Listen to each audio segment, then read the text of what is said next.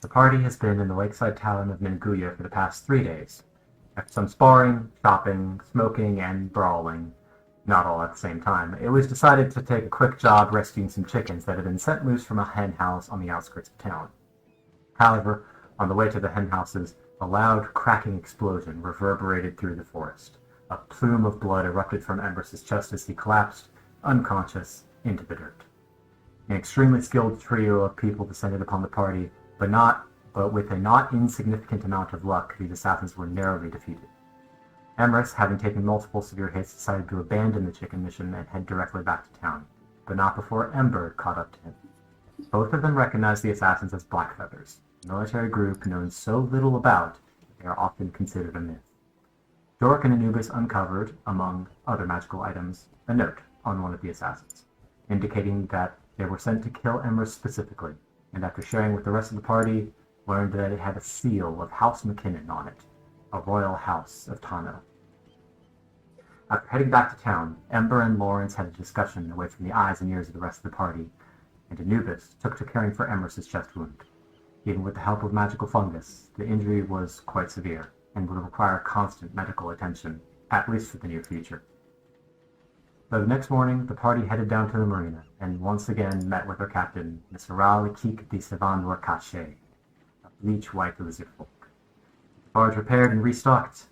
Once again, time to hit the water. Only the treacherous river rapids of the Harker Canyon stand between the party and their destination. As Nenguya slips over the horizon behind you, the world is yours.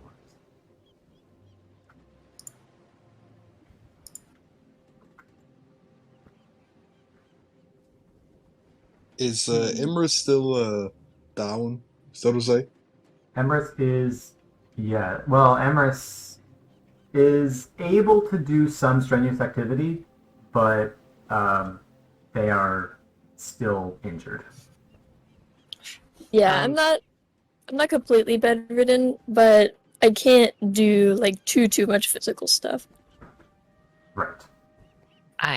We're on the boat and leaving Nenguya, right? Correct. You have left Nenguya. Okay.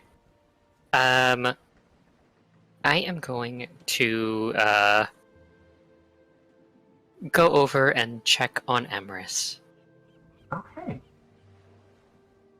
Emrys is probably situated within the carriage. All right. Do we have what is in the carriage? I know we talked about it having some appliances.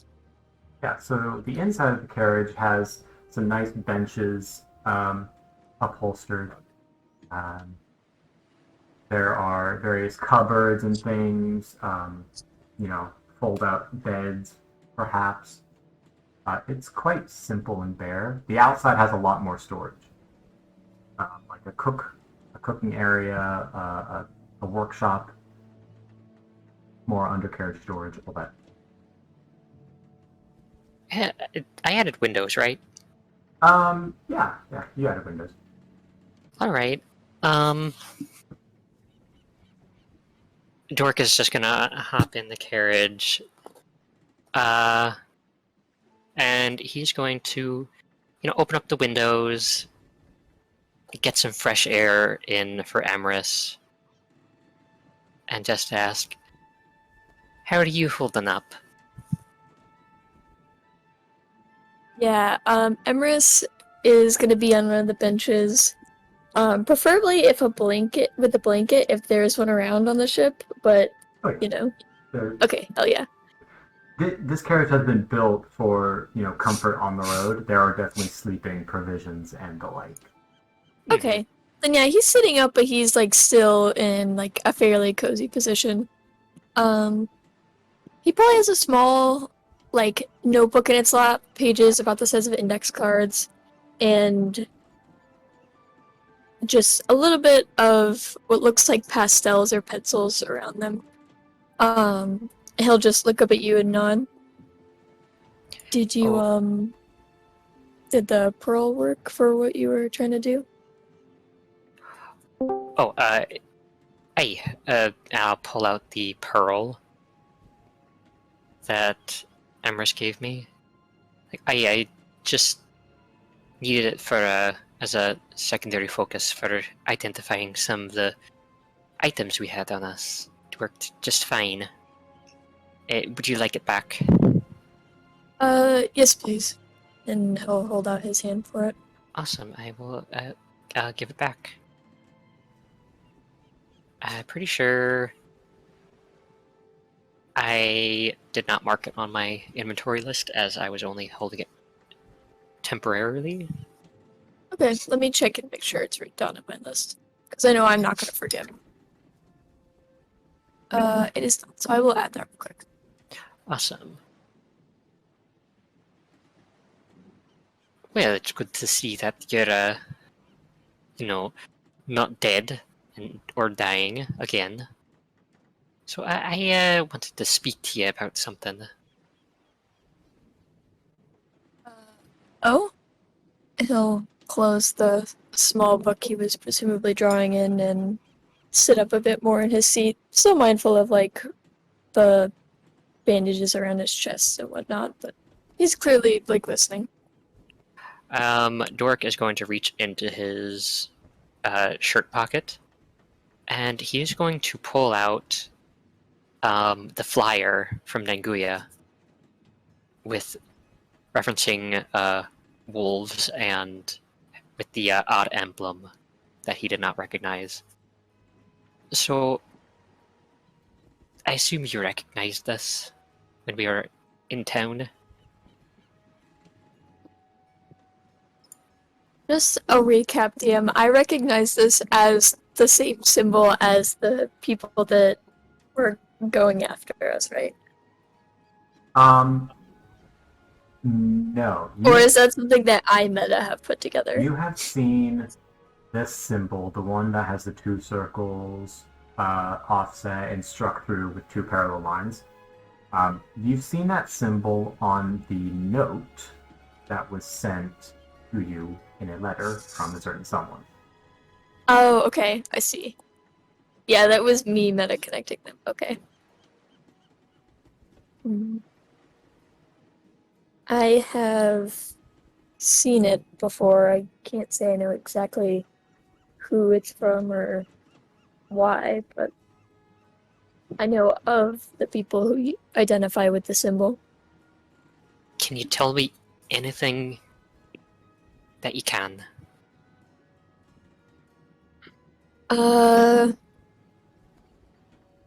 It's clear that Emrys knows something, but is trying to think of what specifically to share. I Does know. Dork recognize this? Make a history check. No, Oh, recognize sorry. Insight Emrys. check. Insight check then. I mean, yeah, it's pretty clear on his face. He's not trying to hide anything from Dork. Dork could be stupid. Oh, okay. So, Emrys, listen, I assure you, I'm only asking because it's important. At least, I believe it to be. Okay. I don't know a lot, but I do know that they hurt people. I don't know why or who, or if they do it for some sort of good they think, but I do know is that they can hurt innocent people. So, regardless, they do not have my trust in any capacity. Are you guys keeping your voice down? I mean, I'm probably just talking in a normal volume. Okay, so the rest of the party can hear it then. Yeah, I mean, Emrys isn't being hushed either. He might be a little quieter just because they're in a carriage and he doesn't want to be loud. Okay. But he's not whispering. Okay. Well, it definitely sounds familiar, but thank you anyway. Thanks anyway. Do you know much about them at all?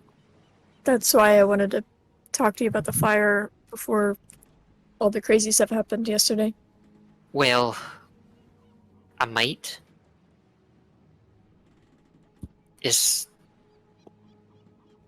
I know you I said you have limited knowledge of him, but does this group with the emblem, do they work out of Tano, or are they in a lot of places?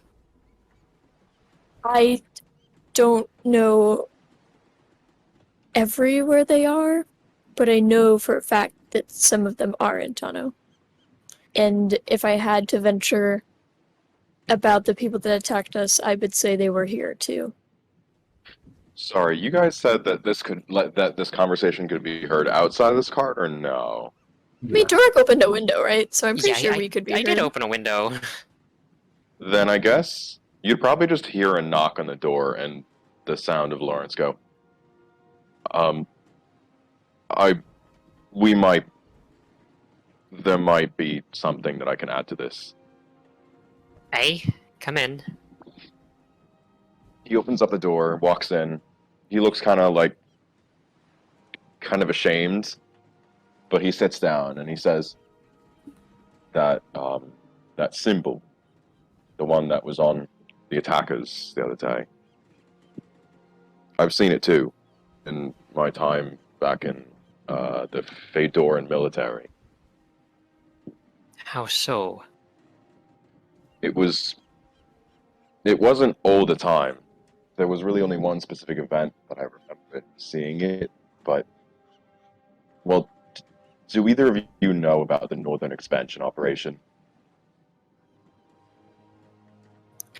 I might have heard of it, but You It- can make a history check if you want to try and remember. I am very sure yes, Dork knows please, about that. because I'm pretty sure Emrys would, Yeah, and Fedor moment.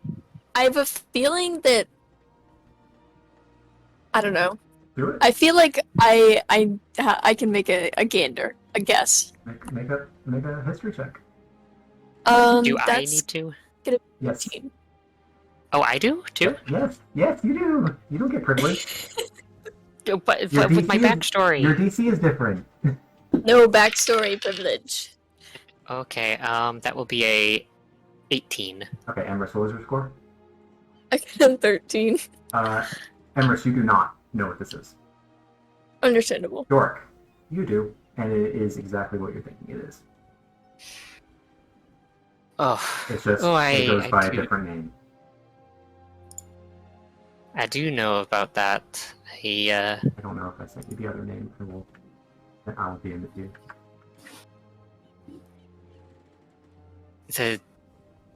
The kingdom trying to get a little bit of a. Oh, okay. Hang on. Actually, I do know that just by a different name. You're the kingdom down there, trying to push into the Knoll territory, right? That's one way to sum it up.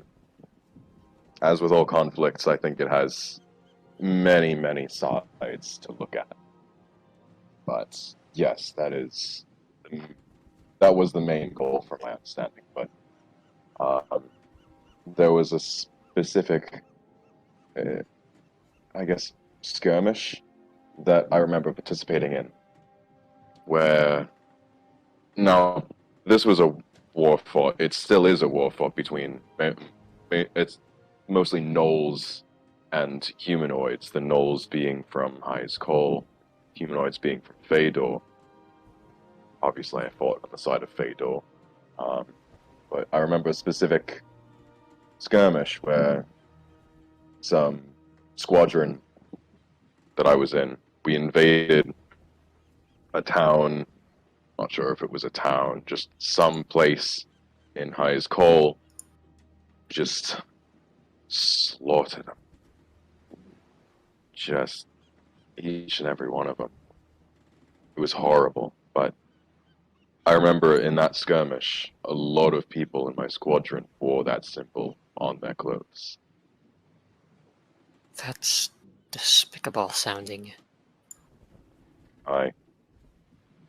Do you know what clan that was? But they were... clan? Aye, the Knoll clan. They didn't teach us anything about the Knowles culture. They just told us how to kill them. Dork just like sighs and rubs his face again. Well, not again. Just rubs his face a bit. Bit disappointed looking. You wouldn't happen to be from the land of the Knolls, would you? No, I'm from Fedor. Come from within the forest itself. Little town called Gearvine. Quite Aye. secretive. I wouldn't be surprised if you never even heard of it. There's a lot of little towns like that. I know the two that I came from are much like that, very isolated. But for a while a while back I left home and traveled north. I avoided trouble with the conflict at the border. But in avoiding the war, I ran a bit low on supplies, and I was a bit saved by a clan of gnolls up there. What? They took pity on you. No, not pity. They were just friendly. They were the Riverpaw clan. Oh, it's Quite relatable, especially since they were surprisingly my size. Lawrence, you would know that all the gnolls that you've seen and fought are massive, 7 to 10 feet tall. There are no gnolls Interesting. that are that size. okay. All right.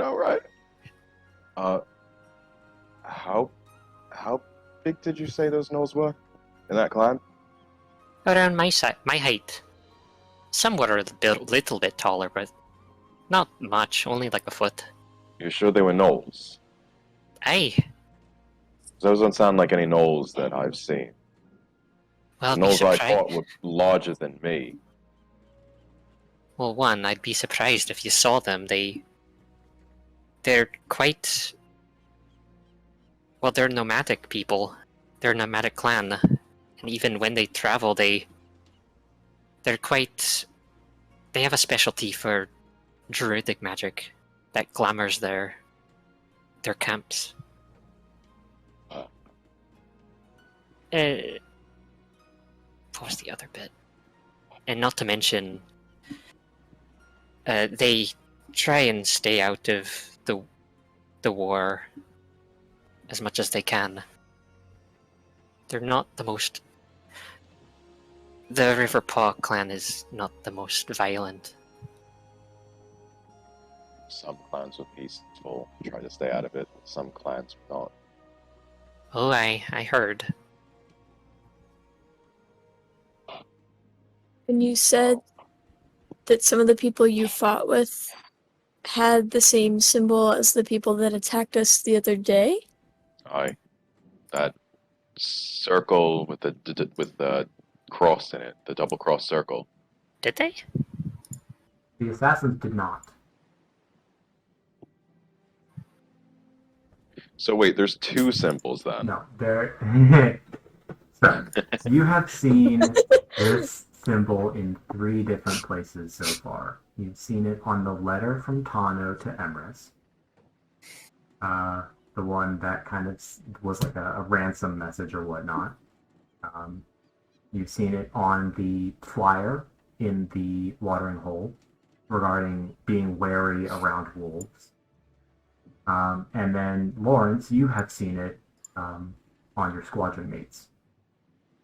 Yeah. But then, where did we draw the connection?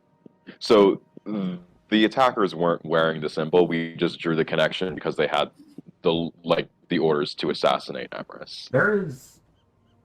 I mean, it's up to you guys to see connections where there might not be any, or find connections where there Yeah. are things. but As there are no... just meta, Yeah. there is information that you don't know that I'm making connections based on the stuff I know that is not accessible to everyone.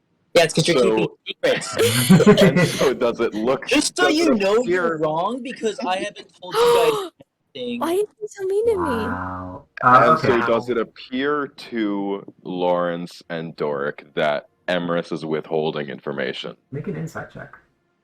I'm gonna make an I only insight can check. be observed to you because my cards are on the table. Oh, that's definitely gonna be Should I make deception? Do I get to? Emrys, Can I fight? you can if you want. I don't. I rolled think- extremely high on. What me if I- too. What That if I one. just did performance because I'm acting as though I don't know anything? Okay, hold on. Pretty deceptive. I rolled a No. Okay, well, 23. my deception is higher, so I don't want to hear it. I'm trying to think of the Roll best one. Roll deception. If Emrys is trying to deceive the party into thinking that he doesn't know something that he actually does. Yeah, roll deception. Okay, so this is hard because he's not lying. He just doesn't want to share. Does that count as lying? Yeah. He's withholding Okay. information, and we're trying to tell if he is he's trying to successfully make it appear that he is not withholding information. And that is called deceiving. Well, I gotta. You and I have two different definitions of lying. It's because you That's a always 15. Oxford Dictionary whenever Decep- there's a... Oh my god. Hey, deception doesn't always mean lying, by the way. It just means trying to, show something that, like, hide things.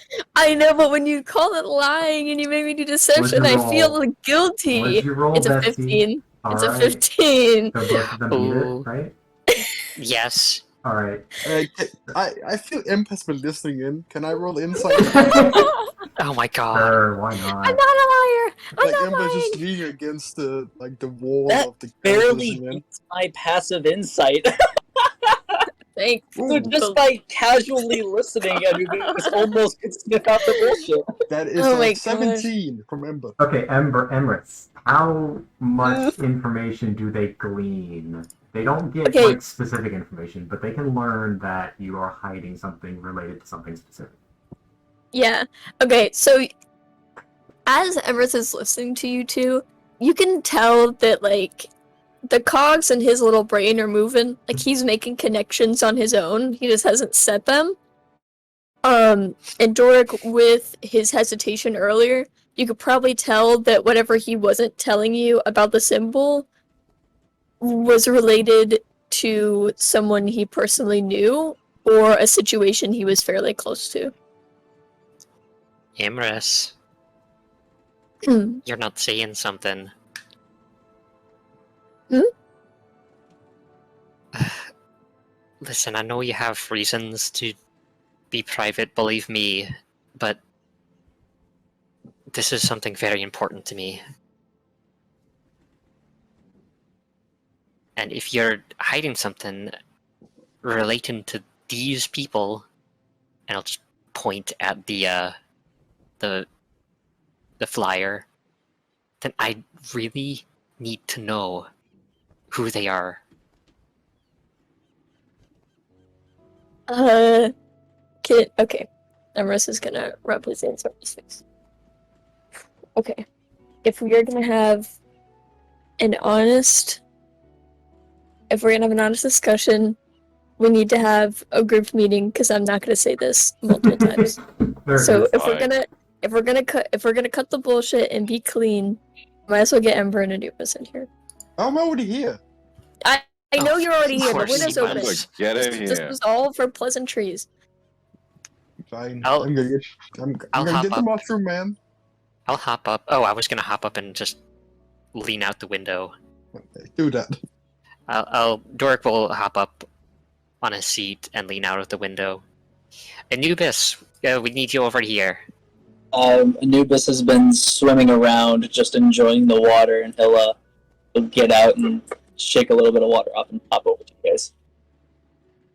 Hey, take the window instead of soaking the inside, please. Fine by me. The breeze is nice. That's good. We're having a little bit of a meeting. Who's in trouble this time? Emrys. No one's in Other trouble. No people. one is in trouble. We just. Someone's always Yes. We all need to be on the same page. someone's always in trouble, but it's not always trouble, you know? Nobody is in well, trouble. Please, I Depending swear to on- God. How this conversation goes, other people might be in trouble. Nobody is gonna be in trouble. Anubis, you remember when we had that little conversation together, you and me, and it was like very important and nice, and neither of us were in trouble, but we were honest, and we like talked. It's like that, but like more people. Hmm. And Usually, when instead of you talking, I'm gonna talk. someone's in trouble because I was in trouble one time. But if you're not in trouble, then that's good for you. What do you need? Okay. If I'm gonna tell the story, and he's gonna point in Ember for a second, I'm gonna tell it all the way through without interruptions. I can't promise that. You know that. And if you expect me to be honest, I expect respect and trust, and that we can all understand what's going on together. Well, if you have issues being honest, I can help you with that. No, what I mean is, if I'm gonna come out and tell the truth and help us get more information about a situation, I think it would be fair if other people did the same. It's a bit weird you expect things from us. Well, For you to tell the truth. if you're not telling the truth all the way either, Ember, and that's not your real name, I think you should at least be respectful that Emrys is going to, and if you don't, then we will go swimming together. Well, I'm perfectly honest about me not telling the truth, and I don't expect things for it. But right Okay. now, Emrys is holding us hostage. I'm not holding you hostage. You asked me to be You were nice. in the I don't like window. that. Okay, fine. Okay. You were Okay. being loud. We're gonna And start then- from the beginning. We're Ember, gonna. please don't listen, and if we don't listen, then I will make sure that we all go swimming. I would probably die of infection if we did that. It's not really a threat to me. I can swim. Okay, Really okay. cool that I'm ruining your clothing. Have you seen my hair? Me and water do not go together. Then I think you and Silence should make good friends. Go ahead, Emrys. Wow. So, it is no secret that Ember and I are both from Tano. I'm trying to think where to start. I used to work in one of the royal houses. Noble houses, more aptly. I decided, instead of continuing that job, I wanted to take a break and travel and meet new people and see the world, because I really have not gone anywhere but Tana.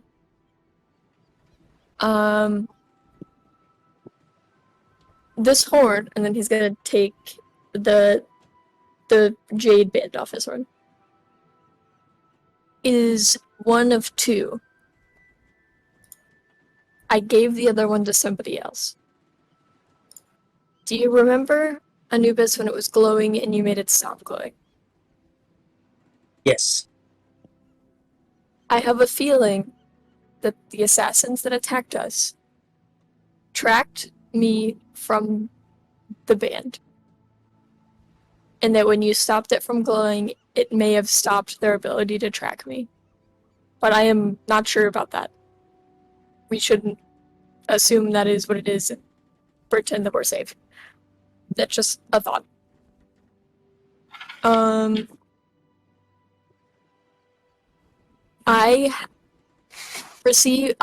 I do mail and letters and all that stuff. I like to keep contact with friends and family in Tano. When I got some of my mail and somebody took it, one of my mail had that symbol on it. And it was a ransom note from when they attacked the person with the other horde band. So, hence my believing that it was connected to our attackers, and my believing that the horn tracked us.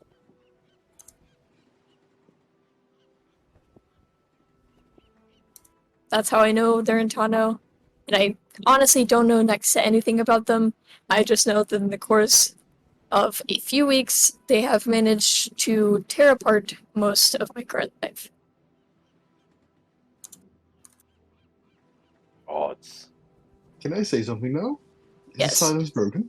Yes, If you this can. person, that would be the, I think it was the GR in the ransom note, yes? I think that's not super important. It might possibly be. I'm positive it's not super important. I know, Spence, you don't need to DM me. I already looked up the name for this moment. I am Great to know. positive, and I will tell you right now that the only reason they went to that person was A, they expected me to perhaps not have left Tano, and when the closest location of the band was in Tano, they went there first. B, I told nobody that I was going to share the bands. The person who gifted them to me gave me both. Listen, this is a rare case of me being concerned about somebody else's safety, so give me some credit here. I'm just saying, if this person who's after you is who I think it is, your friend who you politely didn't tell us the name of, might be in big trouble. And in big trouble, I mean dead trouble. Wait, Amber, so you also know about this organization? I Remember the know of cat's- members. The cat's out of the bag. I thought it was a Tano thing, you know, if you're in Tano and you know the shady stuff, right? I mean, But- you're not completely These wrong. people have gotten way past Tano. Yeah, and the GR, let's call them that for a moment, isn't just shady. GR? Yes, GR. That's who it was signed by. Yeah, that- they're not And- just shady, they're scary. I think is the best way to say it. Essentially an Amber. urban legend. Yeah. Ember, who do you think GR is? Well, it's an old friend of mine. You're friends with the legend. Okay, Yes, so I'll assume some more illegal activities. I say friends with air quotes. Her name is Galinda Riverbuck. She is a businesswoman of sorts in Tano. In Tano, that means she's a ruthless gangster. Slang for you. Great. No, that would be RG. Excuse me? It's not an acronym. Oh. Ember, what you're saying is the person who sent the ransom note is actually a notorious gangster from Tano. Yes. And yeah, And- no matter what you think right now, it's worse I happen to know of her methods. A bit. Have you had personal experience with? I may have Miss not have worked Riverbuck. for her for a little while. Just to get ends meet, it was just small jobs, nothing major. I didn't kill anybody. But I assume we can, for the most part, I do understand that some of us, myself included, have some shady pasts, and I think we can all agree that we're not there anymore and have tried to move on as people. So just know, speaking for myself, no one, I don't hold any grudges against anyone for doing shady work. He gets like kind of quiet. Like I've killed people with these hands, not me, but people have died because of these fingers. But you know, we don't do that anymore. Dork Not opens his everyone- mouth, but then just like immediately just looks away. Looks a bit sad. I am not ashamed of the things I did. If I had to do to survive, I am nervous, as you might notice, because we're heading to where Miss Riverbuck lives, and she doesn't like me at the moment. Did you leave on bad terms? I think so. I didn't stay around to see her reaction. I remember stories of when you get into, big groups like that. You don't leave on your own purpose, you know? Well, Why this, did you stop working for her?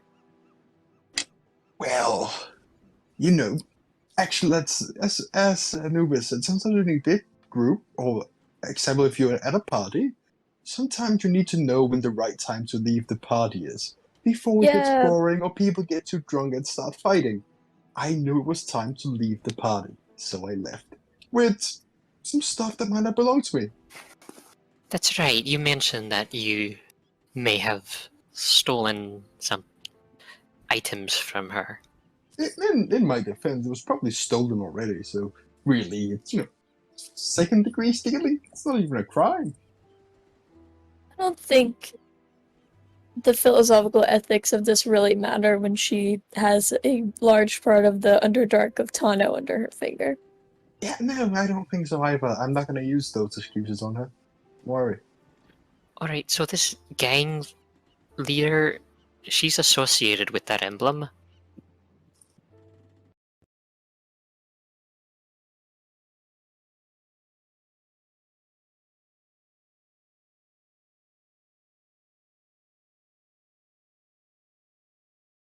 Back.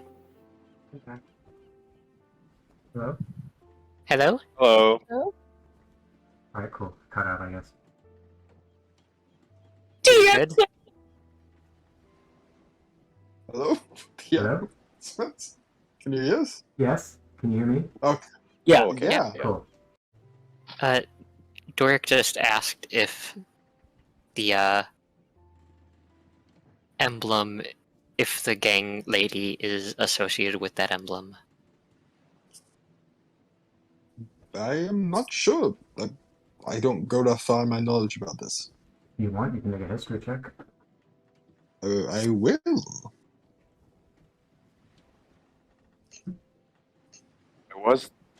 There was a letter signed by 12. her that had that symbol on it. Well, At the very least, there seems to be some connection. you have never seen that symbol when you were working with her. Well, I don't remember seeing it anywhere during my time with her, so I can't be sure. It's been some time since I've been back to Tano, so things have changed. It also could have just been a quite well-kept secret. Yeah, that's it, I guess. How high up were you when you were in the gang? I was doing most low-level things, but I have a way to warm myself up to people in power. I can be charming when I want to. True. Doric will Hmm. just like cross his arms and sigh, just like lean his head back onto the wall of the carriage, seemingly a bit frustrated.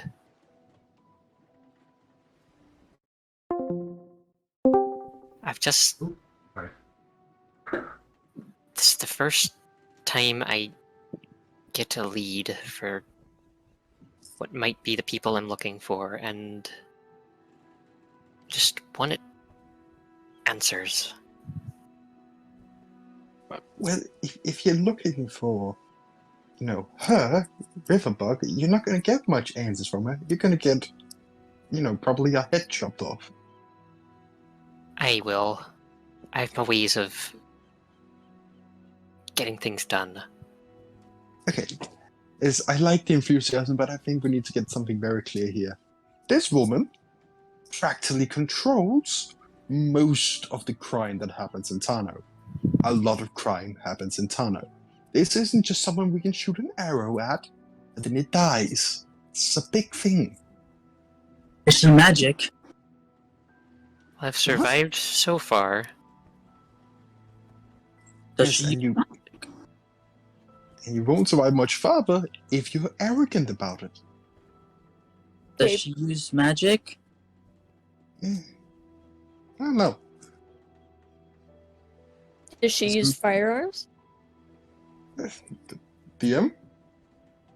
She does not use firearms, and she uses magic occasionally.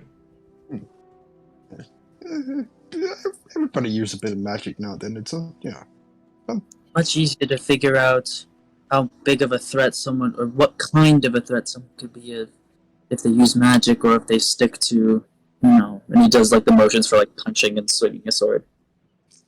Anubis, Nice. have you ever think of like when you see an ant and it's just an ant, right? Like maybe it's a big ant, maybe if it bites you it hurts, but it's still an ant. Versus if you step on an ant pile. We're essentially steering the ship into the lion's den.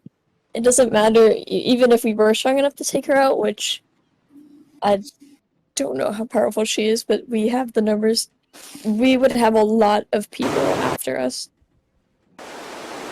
Well, then maybe I don't understand what. So, this lady is after you, who also got this other group after you, and what do we do? Do we fight back? Do we run away? Do we Avoid hide? her at all costs. Do we hide? Yes, we hide. For how long? Until she's dead. Old age, whatever. Until we're no longer a target. Just hide. But you're old. How? You don't have that long. Oh, Hey, fuck you. just a Oh, quick, just a quick recap in case anyone missed this.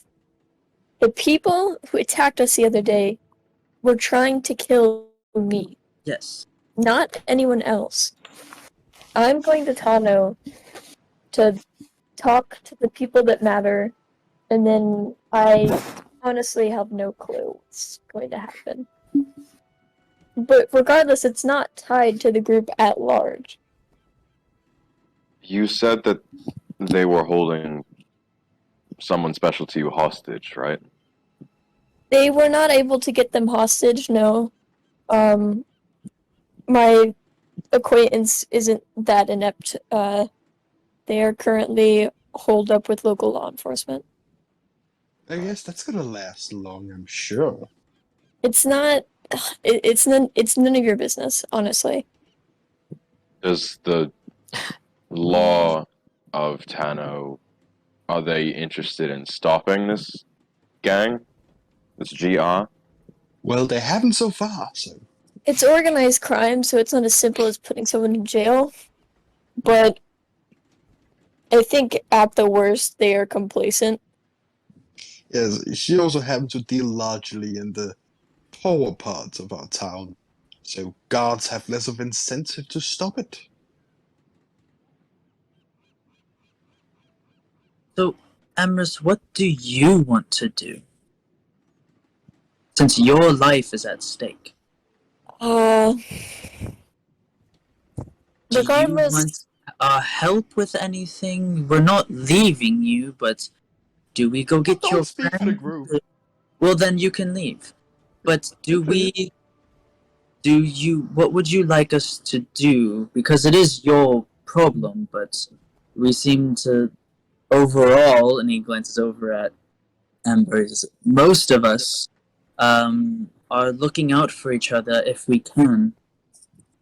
What would you like?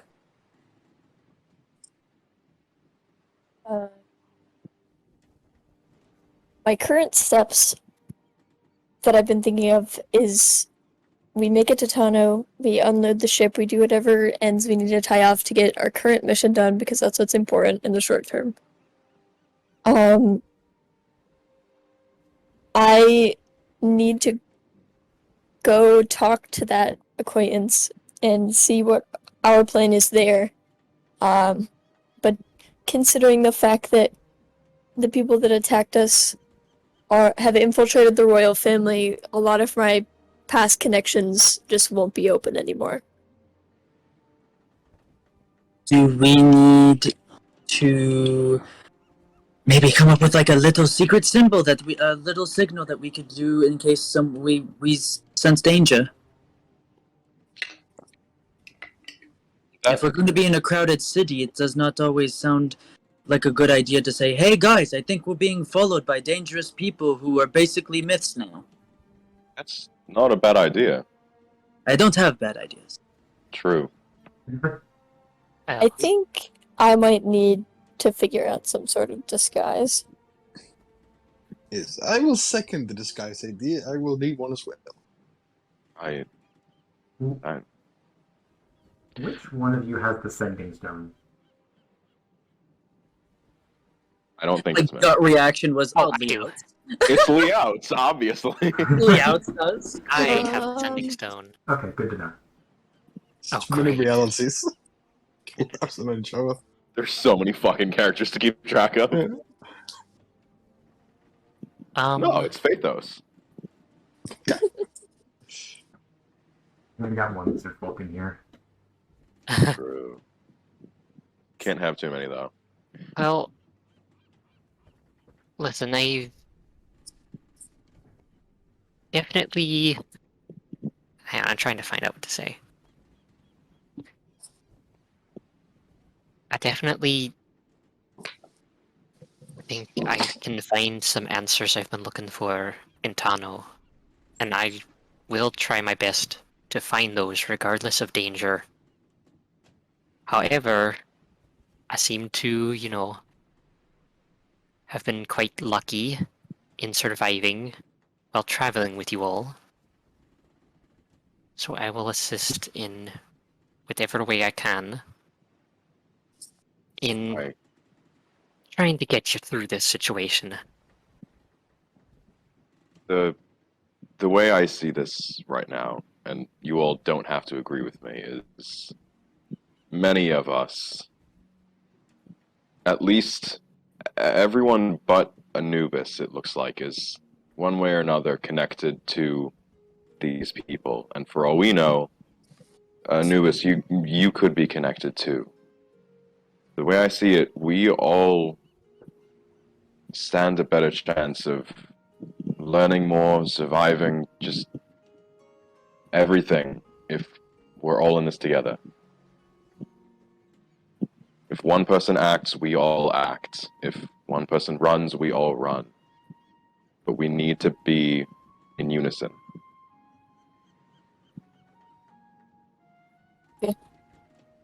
It's a bit chilly, isn't it? Shouldn't that should be our thing? If we sense that there's danger, but we'll look to someone and say, it's a bit chilly, isn't it? I mean, it is fall. Yeah, it's discreet enough, but I feel like we don't ever talk about how cold it is because we're But sitting... what if it is a bit with it. chilly, and I just want to point that out? You what? What if it's a bit chilly, and I want to point that out to people? Then don't use the word chilly. I've learned something of Synonym. Cinnamon. Yeah. No. Synonyms. Cinnamon. Synonyms. Speaking of Or which, just talk- Anubis, we need to, later tonight, we should do more reading and writing practice. I agree. But Wh- use different words if you are feeling cold. Like cold, but it's a bit chilly, isn't it? Should be it's discreet. I don't think anyone will really pick it up. There's nothing, suspicious about it. Us? Sure. Sassy.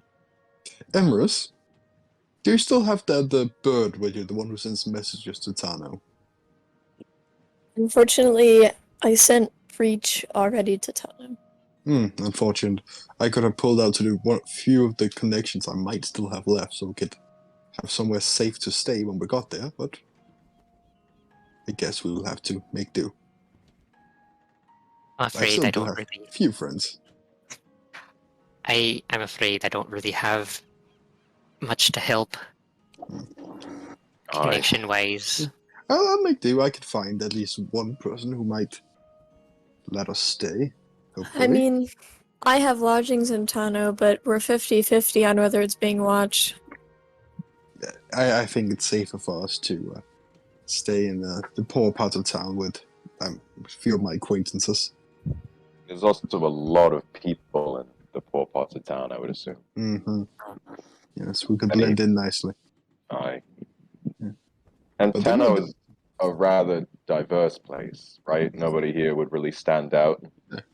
The only problem will be there's a good chance they might betray us all for money, but that's the kind of friends I have, so love them or hate them. I think the only one of us that might stand out would be Anubis, but not for Yeah. any racial reason, just because Oh, he's large. I Yes, should but- also keep an eye on Dearest. Yes. but- I'd rather not. I'd rather nobody get their hands on him. But then do we need good city disguises? I've never been to the city. Well, I have a pretty large cloak for Dearest, and I don't think will be recognized. I'm hoping.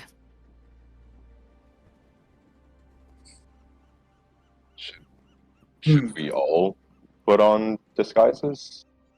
I mean, I'm from quite the opposite side of the continent, but Well, this I don't Me think too. organization has reached there. I don't think anyone is looking for you in Tano, are they? Not specifically, but I have had contact with this organization. You should be fine. Just don't, pull too Fine. much attention to yourself. I'm Just also don't arouse all the way. suspicion.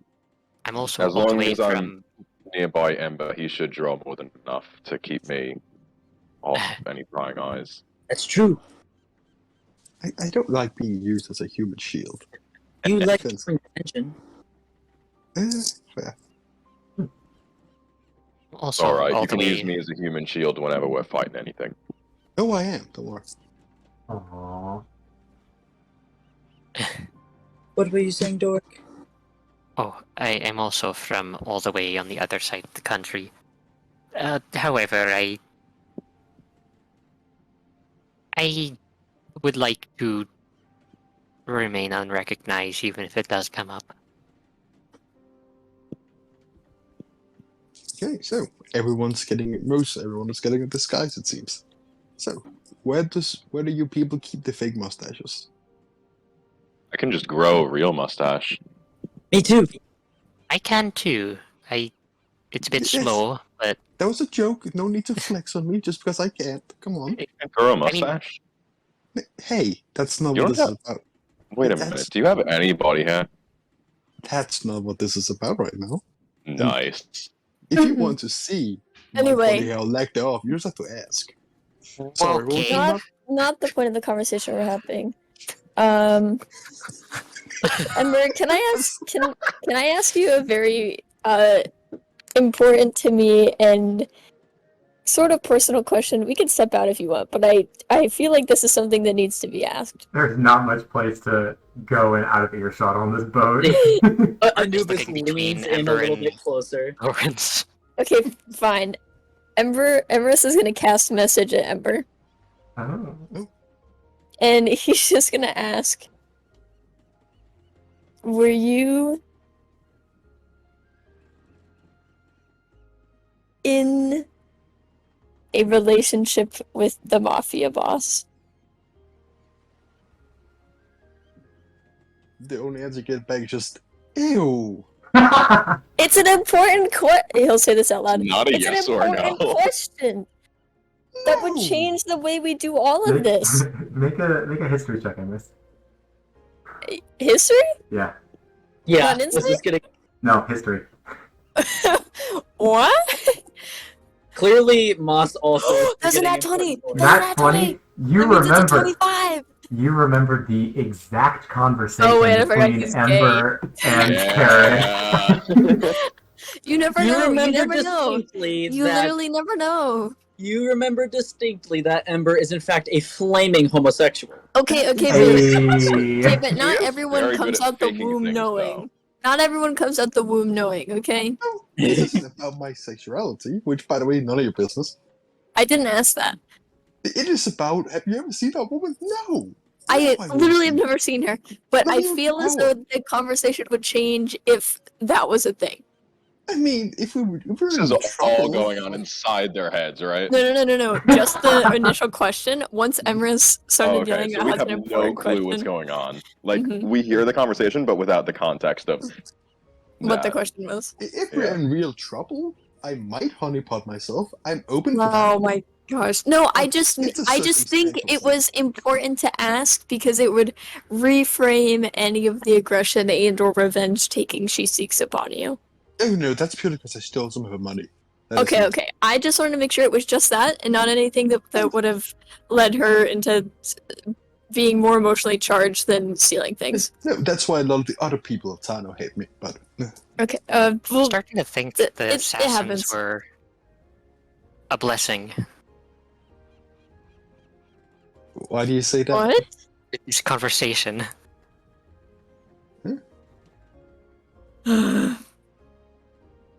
Well, are we all on the same page?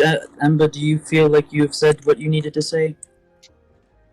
I mean, not anymore after being accused of sleeping with her. I didn't And accuse that's what you. this I was just about. asked. Emrys is gonna turn Lawrence.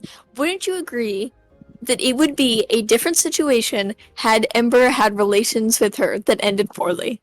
Well, Not have sexual relations. yeah, I was about to say that. Oh, well, it would, but he said he did not have relations with that woman. Yes, but I figured I'd ask. I wanted to clarify.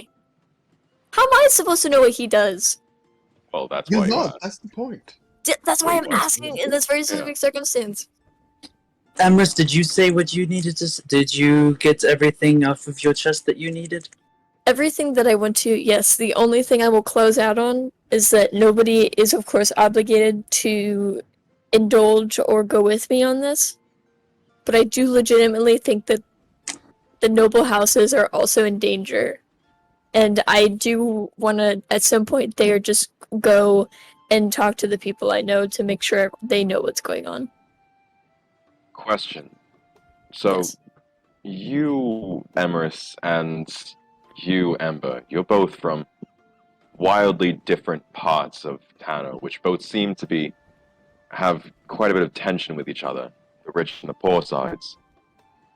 Would that be a problem in our securing alliances? Would we need to worry about allies backstabbing either one of you or backstabbing each other because they know that we're both working with them?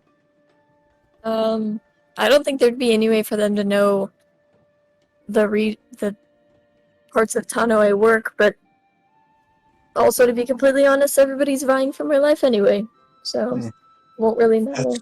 Just don't act too much like a rich knob, and you'll be fine.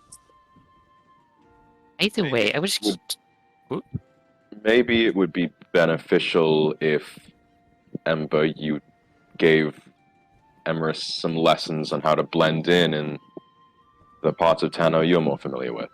Okay, wait, can we? Let's- Okay, wait, can we talk about this for a second? If we're having our sit down moment, I just would like to say that I don't understand why everyone thinks I'm this pissy rich kid. What do I do? What am I doing to give you that energy? Because I don't understand where all this is coming from. I really don't. I don't. Can I be real with you right now? I have no money. It is honestly stressing me a lot, like a lot. I have no money at all, and I'm so glad everybody else is paying for food and lodging, and it's working out so nice because this is honestly a big stressor in my life right now. Other than the fact that everyone is trying to kill me. Emrys, you wanna know why? At least I hold it against you. Yes, please. This has been a reoccurring issue Yes, for yes, many yes. weeks. Yes. Well, honestly, you described yourself perfectly earlier. You said you're here because you simply wanted to travel. I think Some it's of us important didn't- to understand others. I was talking. I know you're not used to the lower class having a turn to talk, but you know. Excuse me. This is a whole different issue right now. We are on the same footing. We're traveling the same roads. I really like to imagine the other three are just like sitting uncomfortably looking at Yes. each like each Isn't that one how as all they're of our talks talking. go? Yeah. It's my But turn to talk fine. again. Have your time. Is it Have my your turn? time. I'm listening. Good. Some of us didn't particularly have a choice in why we're here. Some of us were chased, some of us were driven to do necessary things. That's the way we were raised. You took this journey because you were bored, I think. Was your No, it implication is there? not because I'm bored. This is not some pleasure cruise for me. If this was some sort of fun vacation for me, I would have fucking stayed in town with Beauty. The point of this whole trip is for me to listen did? to other people and Oh yes, I remember. It's fine, keep going. I remember the names. point of this whole trip is to gain more worldly experience because I've never gone anywhere outside of Tano, and sometimes it feels like when I talk to people, I just don't understand where they're coming from. Anubis is gonna cringe as you say that. As I say what? When you say like, "Oh, I just have never been out of town" or anything like that, he's just gonna cringe a little bit. I can just. You just waft privilege right now. It's How am I disgusting. wafting privilege? He was just gonna hold both of his hands up, like when like Chris Pratt is like holding the dinosaurs, being like, "Whoa, whoa, whoa!" He's just gonna hold his hands up and be like, "Okay, as someone who does not care about Tano, I can tell you exactly where this comes from." And he's gonna point at Ember and say, "You put it into our minds because you have a very classist issue with people, which is fine. That you have your own history, that's okay." He's gonna point at Emrys and he goes, "And you, not that you intend to, and it does not come as looking down on us, but there have been times where lodging has been less than ideal, and you have reactions that indicate that you have had much better in your life, which is okay, and both are okay, except they're not. It's not ammunition against anyone else. I think that Emrys did not particularly choose to be raised the way he was, and I don't think that's his fault. However, Ember, I think you are choosing to make that his problem, and I think having that opportunity and then using it to go educate yourself is respectable as well. I think we should all stay on the same page. We are, walking the same roads as you said. I think that is a very good way to look at it. I think, like I said earlier, our past is our past, and I think that what we do now is what decides who we are. And so if we keep bringing it up, we start to meddle with who we feel that we are. Is it because I made a comment on our benefactor's manner? I thought we all thought the Garnets were tacky. No, If we honest- didn't. Some of us nobody been in our fucking mansion before. If Okay, I'm honest, I don't- Emrys, if I'm honest, yes. However, that was our first impressions, and sadly, that has stayed the entire time we've known each other. Okay, Yes. I understand that. I do. I see it. May I also be allowed to point out the fact that I don't complain every time we walk, and I don't ask other people to carry me, and I was not the one that slept on the cabbage patch after we saved the plantations, because I seem to be the only one to remember that. Well, first of all, the sleeping on cabbage patch is very lower class. Well, it only happened because I made a petty comment, and you were too prideful to sleep in the building. Yes, Which I think am should a reflect more about your constitution as a person, rather than any sort of classism going vindictive on. man.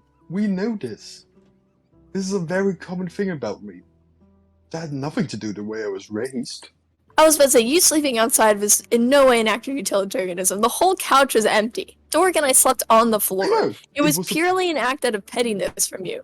I know. I've never claimed otherwise. I'm a very open man when it comes to my faults. Excuse me, are my guards arguing again? Yes. Aye. Spirited discussion. Miss Whatever. Captain, can I ask you a question? Oh no, don't involve her in this, please, no. Just Oh, one. Right, the spirits. I swear on my life. Just the one. Keep it We less also than swear on 7 this. words. If you could describe me in 3 words, what would they be? And I don't want to hear anything from any of you. That's more than 7 words. Well, the other half was directed towards you, of course, it was directed toward these people. But the question still stands. I want your honest, blunt, concise opinion. Because I respect you as a person, and I respect that you are not cowardly enough to lie to me. That's also more than 7 words. Sorry. Shut up, Ember. Dork is just gonna snark at that, actually. Anubis is gonna look at the captain and be, well, the issue we're having is, do you, and he's gonna count out on his fingers, do you think Emrys is high class? No. Good. Then it was a first, and he's going to turn back to the people who say, "Good. It was a first impression issue, and now that that is clear, we don't have to have this conversation anymore because I think we've had it at least 7 times." And he keeps holding up his 7 on his fingers and say, "And frankly, I think it is a little silly. I think that we clearly have established we have bigger issues than holding a fake grudge over someone's head." That is correct. We do have bigger issues, including the upcoming whitewater. So Wait, what? perhaps you might want to, wrap it up. Thank you So- so much. The whitewater. Not looking forward to that. What's the whitewater? So, were you not listening when I told you what it was before we came to Nenguya? I forgot. He's died between now and then. We've all died. I'm still stuck on the fact that everyone thinks I'm some prissy man-child. Okay, just leave it, Your If you Majesty. don't get over okay? that, I Oh. will start thinking that. Now, Lawrence, the whitewater is rapids, fast-moving and swift through the canyons. Interesting. Do you have straps that we can strap ourselves down to the boat on so that we don't fall off and die? Of course, but you will be working, prodding and pushing the boat away from rocks. Right. Unless, Uh-huh. of course, you don't wish to. No, it's our job. We'll do it. Don't worry There we about go. Ember, I swear to every single god. Mine too? Yes. We'll help. Or I'll help. that. Yeah, It's a it's job a very for us all. dramatic opening, but yes. Good. I say we have about 1 hour, hour and a half. Right. Well, if that's all the time we have, then I believe that this carriage is getting quite cramped, in my opinion. So I'm going to pop out and going to study that contraption I got my hands on recently. The what? Right. Oh, through some shocking means, I got my hands on quite a fancy device from some people. You're being incredibly vague. It's because I want to be vague about the circumstance of which we attained it. Well, we killed some assassins who were trying to kill us. Thank you, Ember. Yes. I stole a gun. Yes. If I Yeah, it's Aye. And Yeah, I I'll just see. I'll just reach into my bag of holding and pull out the long ass rifle. Points it straight at her. No, I'll hold it in both You hands. see this? Oh yes, I have seen these a couple times. They're dangerous. Be careful. That's why Emrys had a hole through his chest. Don't really care as long as he protects the cargo. And Oh yeah, don't worry about me. Emrys is gonna stand up, and it's very clear to everyone that he is still not happy with the way the conversation went. And he's gonna march his way out of the carriage. See? He can walk, it's alright. Yeah, I'm not gonna. I Um. won't. You won't catch me lazing around while we go through these rapids. Let me just go get an oar and lean halfway out the ship. You know, Good. why wait?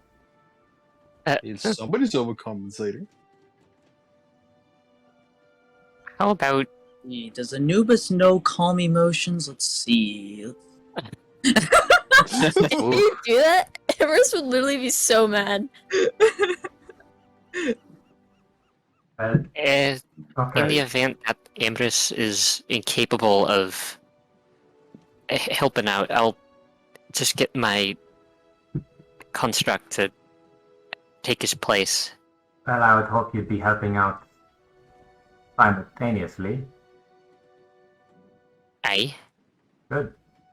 We're going to need it. Fall season always has quite swift rapids. Lovely. Just our luck. I'm gonna You said we have an hour before, right? About, yes. Anubis, would you be able to give me a quick swimming lesson beforehand? Yes, are you picking up where we left off last time? Yes, please. Okay. Which reminds me, I got an idea. Lawrence, I have something that I'd rather you hang on to for now when we are in, the vicinity of deep waters. I'm going to reach into my bag, and I'm going to pull out a silver bar with the ends having sculptures of horses on it, with 2 buttons on the side of it. I'd like you to use this in emergencies, so you don't drown. Just press the button. It'll just stick to wherever you're holding it. Uh-huh. And so I would press this before I go into the water. Do not press it while you're on the ship. That will be dangerous. Alright. I'll certainly try. What is the name of this item? It is an immovable rod. Ooh! I'm gonna add that to my inventory. Yes, it is a regular D&D 5e item, so it'll be in the Right. list. Thank you. Yeah. This makes me feel a little bit more confident. And don't lose it. I won't. And No. don't drown either. I will certainly try. And then, with that, Anubis, it's time to practice. Yes. Just get all ready. I'm going to have a word with the captain real quick, if that's okay with you. Right. Oh, but you don't ask if it's okay with me. I was about to. Then go ahead. He'll like kind of like step away from the party with her if she's willing. While this is going on, I will be changing into clothes that you can easily swim in. Okay. Yay! I will be using the workshop on the side of the carriage to study the parts of the firearm. Ember will watch Lawrence change. Okay. Yeah, wait, is it? Oh, good lord. Is it common practice? Because I'm pretty sure in like a lot of boats, or at least a lot of boating or like sailing in the olden days, sailors would not wear socks or shoes. They would just walk around barefoot. I They would have just walk no around idea. barefoot. You can do what Okay. you want, Bestie. I'm gonna do what I want. I'm just gonna strip down shirtless, no socks, no shoes, and light shorts. Alright. Your dog's Amber. out. Pick your job. Pick your Dogs job, out. Amber. What? Sorry, what did you say? Saving throw to make sure that you retain your sanity about your toes. Anubis, you wanted to talk. Yes. So, if you don't mind, would you please describe to me the intensity of these rapids that we are approaching? Have you been to a rapid before? No, I was away from any water where I lived. Do you have any idea of something to compare to rapids? Probably not what you would like to consider a good comparison, but you have my full attention if you would describe it. Then it would be quite difficult to describe it, but I can try. You will be bounced up and down on the boats by a foot or two if you are not holding on, if they are severe. The main danger is not the rapids, the main danger is the rocks underneath the rapids.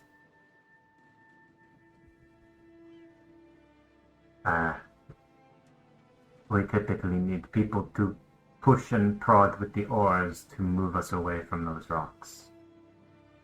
Things go by quickly. Yes. If the...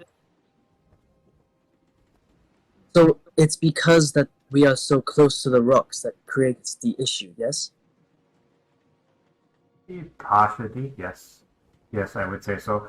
But also, there are small-ish waterfalls, rapids, that if we do not go over in the proper orientation, the boat can tip and flip and capsize.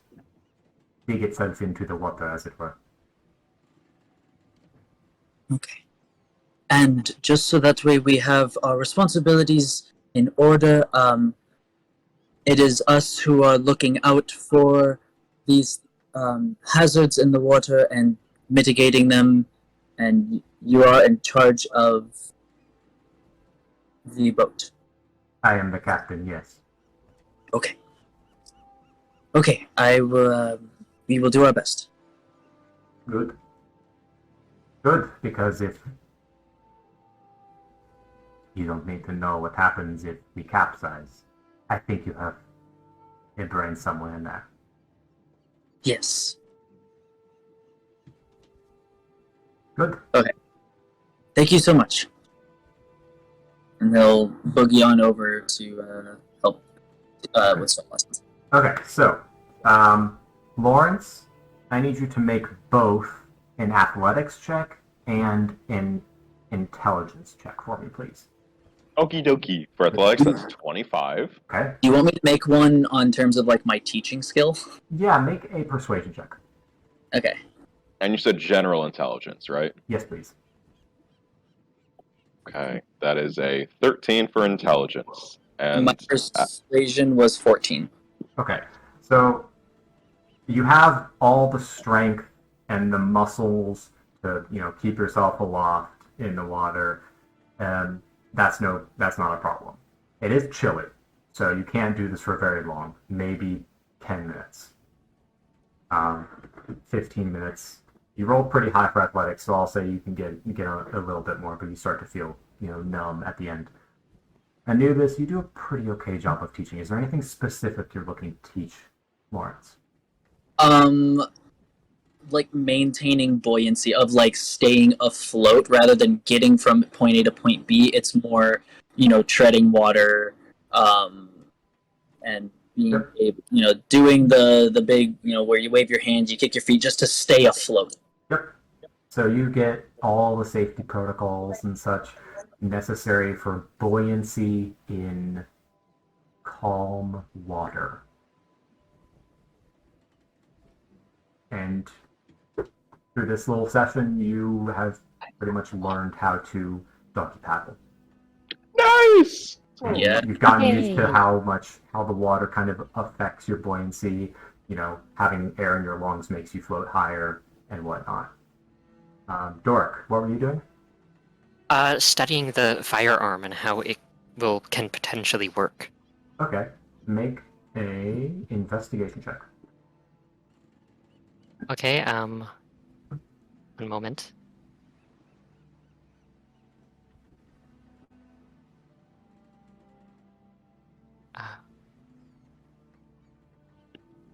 Investigation check, you said? Yes, please. Okay, that is 22. That's pretty dang high. Okay, so I have a +6 in investigation. you're spending an hour looking at this. Yes, Okay, so and the parts that went with it. Right. So I'll say you get an idea of how stuff is supposed to work. You don't really get how to properly use it yet. But you get the idea of that there is a wheel on the side about an inch in diameter that needs to be cranked first, about a half turn with a wrench that is, slotted into or underneath the weapon.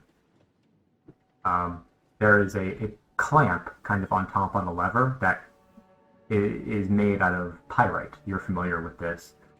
Being a gnome, you know materials pretty well, and you know that the material of the wheel and the material of the pyrite, when come in contact, they spark. And then there's a little pan where you can assume that's probably for powder that you've seen explode multiple times. There are, you kind of understand how the trigger works. You try dry firing it a few times, just cranking the wheel and pulling the trigger, and watch the wheel release and spin.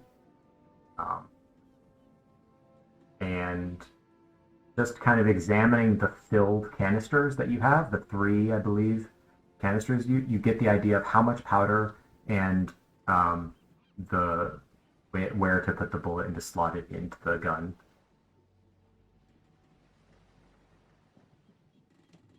Okay. So you get an idea of how to fire it.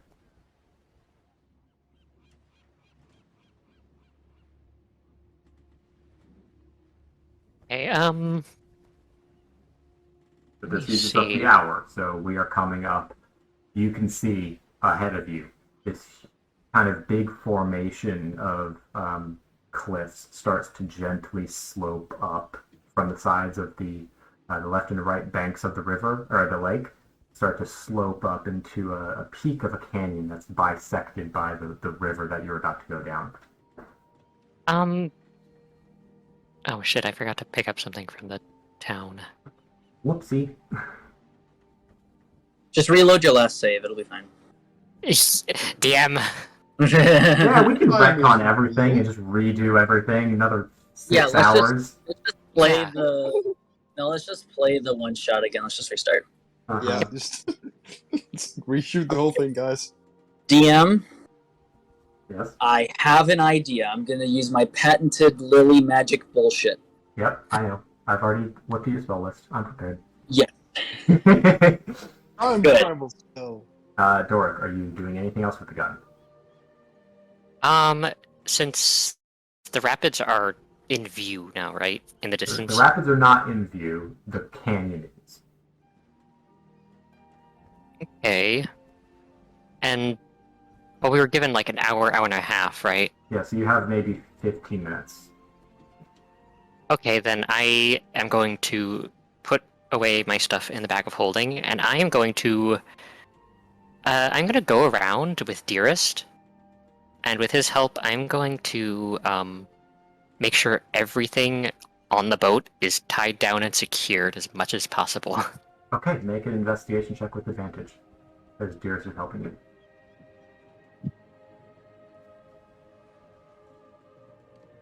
Hey, that is a 21. Okay. There are most of the stuff has already been tightened down.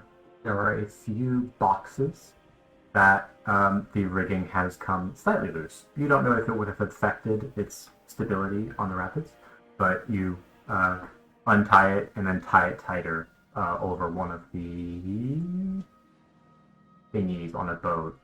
I don't know what they're called. The thingies. Moss would probably know. The little two-prong metal What? things that look like a saddle on the boat. They tie ropes around. Oh, yeah, I know what you're talking about. I'm trying to think of what they would be called. In looking things. I want to say eyelet. Give me a second. But yeah, you know what I'm talking about. Yep, it's an eyelet. An islet, yes. There are a few of those marked around the deck of the barge where all of the boxes and crates and barrels are tied down. Okay. So I need rolls from everyone. What is everyone It's going rolling to be time. doing when you're going down the rapids? Okay. And where on the boat are you going to be? Can I go first? Because I have a feeling it will dictate everyone else's roles. Sure. I would like to cast Flood on the river using control water. You would like to do... okay, hold on. That's I not what would thought you like were to going cast do. control water to flood the river. So checking with the captain, the issue is that we will hit the jagged rocks and everything. If and this is mine and mine, I have a few options, but my best one is to overflow the river so Mhm. that way it is one smooth stream as opposed to jagged rocky terrain. Okay. I will say yes, you can do that. I can do that for 10 minutes. You can do that for 10 minutes as long as you hold concentration. Yes. Okay. So you are just... I will say you can slightly change the effects of this because this is control water. Your goal is to raise the water up just a bit to carefully glide over most of the rocks and create a more stable stream, correct? Yes, I will. I'm trying to eliminate the rock hazard as a part of it and more focus on the actual stream of water itself, trying to eliminate at least one thing. Okay. Okay. Sounds good. I prepped my spell list. I'm like, well, we're gonna be on the water, and I know it's a very good idea. Very, very good idea. So, this is perfect use of the spell. What is everyone else doing? I think I'm gonna Emrys be gonna near be the on the front. side with a large stick and just kind of doing what he was told to. Okay. Yeah, Throw rocks and I'm gonna be stuff. near the front doing the exact same shit, just So- trying to push us away with raw strength. Those are called oars, yeah. the large sticks, yes. Beast. Big stick. Big stick. Dork is going to assign Dearest on, I'll say, the right side of the ship. Okay. With an oar and tell him to push away from any rocks that would threaten the ship. And Dork will also go more towards the left to assist in pushing away when possible. Emrys, what are you doing? Okay, so are Ember and Lawrence on the right? Ember and Lawrence are on the port and starboard side of the bow. Okay. I fucking love that you said port and starboard. Wait, no, isn't it larboard and starboard? No, It's- port is in the front. No, Larboard. no. Oh, It is port on the left and starboard on the right. I thought it was larboard and starboard. It maybe used No. to be that way. No. Larboard? I've literally never Yeah. heard that before. I don't think It larboard points larboard. Yes, I knew it is an a archaic spoon. term for port. Yes, so you're partially correct. It is not used Fuck currently, yes. but you are I right. I'll be knew on as the port soon as side. these words Archaic came term for out, we were port. That makes sense because the only context I read that term in was in a fantasy novel that was supposedly taking place a long fucking time ago. There you go. Well, that There we makes go. I'm just using old ass terms because I have no fucking clue what modern sailing is. You're fine. God damn. Why would they get rid of larboard? It's so much cooler. That's so dumb. It's so good. Ooh, Emrys, what are you Emrys? doing? Fake. Emrys is Yeah. still sulking. So he'll be, like on the starboard side, closer to like the back end with like the stern and stuff. Okay, sure. Question for Doric, since you were handling it. Oh. Did you tie down the carriage? Oh yeah, definitely. That was Cool. included. I assumed. Okay. Making sure like all of the components of it are also secured. Yeah, you've battened down all the hatches on the little carriage and whatnot. If there are any loose bits, and I'm not sure if there are, he will probably put them in the bag of holding. You do. There's enough room for all the little, cooking utensils and the hammers and tongs and whatnot of the forge and whatnot. And with this, these caverns are getting canyon walls are getting very close, and you can start to see and hear just this roar of water as it just kind of falls at an angle, not like a waterfall, just like the stream is obviously going down into the canyon, and it is like nothing any of you have seen before. The water, Lawrence, you now learn why it is called whitewater, because the water turns completely white with foam and air cavitations. Cool. And these canyon walls are just like they're striated with red and orange and white lines, just horizontally go down the entire canyon. You see bluffs sticking out way overhead, maybe like 500 to 1,000 feet overhead. And Anubis, are you casting Control Water now? I am also adding an addendum to this. After Control Water is done, I'm going to continue, starting with 3rd level, I'm going to exhaust my spell slots of using create water to keep the front of the boat going over higher up water. How much water can create water create?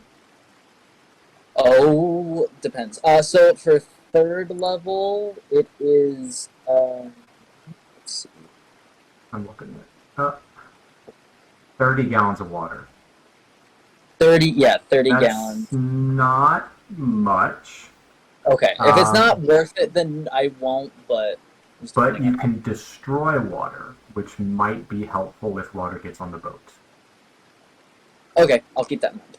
I'll start at first level then, if that's what needs to happen. I'm just giving you options. You do what you want to do. Yeah. You only have one fourth level spell, right? It's first level, first and foremost. Control water is a fourth level spell, though, right? Like you only have one. Oh, control. Oh, yes, control. So you cast that then? Yep. Alright, so just as you're about to kind of tip off, like you feel the boat picking up speed as the water kind of from the calm lake bed slowly starts getting pulled down into the canyon, and you see the lines of water and the ripples start to, form patterns that are like guiding you right down into this trench. And Anubis kind of reaches down into the water off the side of the boat and pulls up his hand, and just this huge kind of like burbling noise surrounds the entire boat, and the water you feel pressed down into your boots as the boat is lifted up by a couple of feet. And the noise is deafening, except for the area directly surrounding the boat, as it is completely calm, as calm as Anubis can make it. Anubis, can you make a wisdom check for me, please? Wisdom check, yes I can. Just to see how well you can control the water.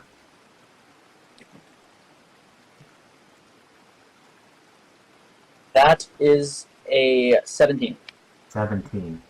Despite having no knowledge of how whitewaters work, you have been on this boat for a while, you know the dynamics of it.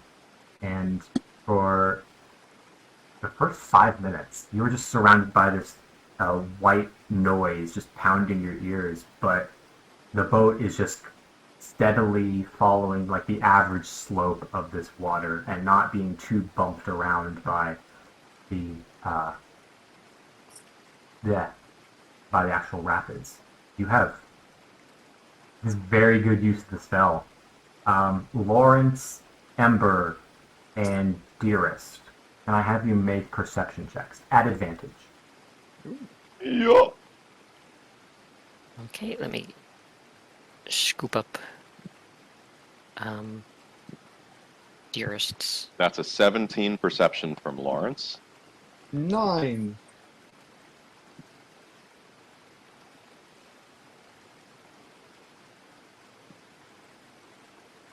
Uh, 16. Okay, the two of you managed to help the struggling Ember out. Ember, how do you feel about water?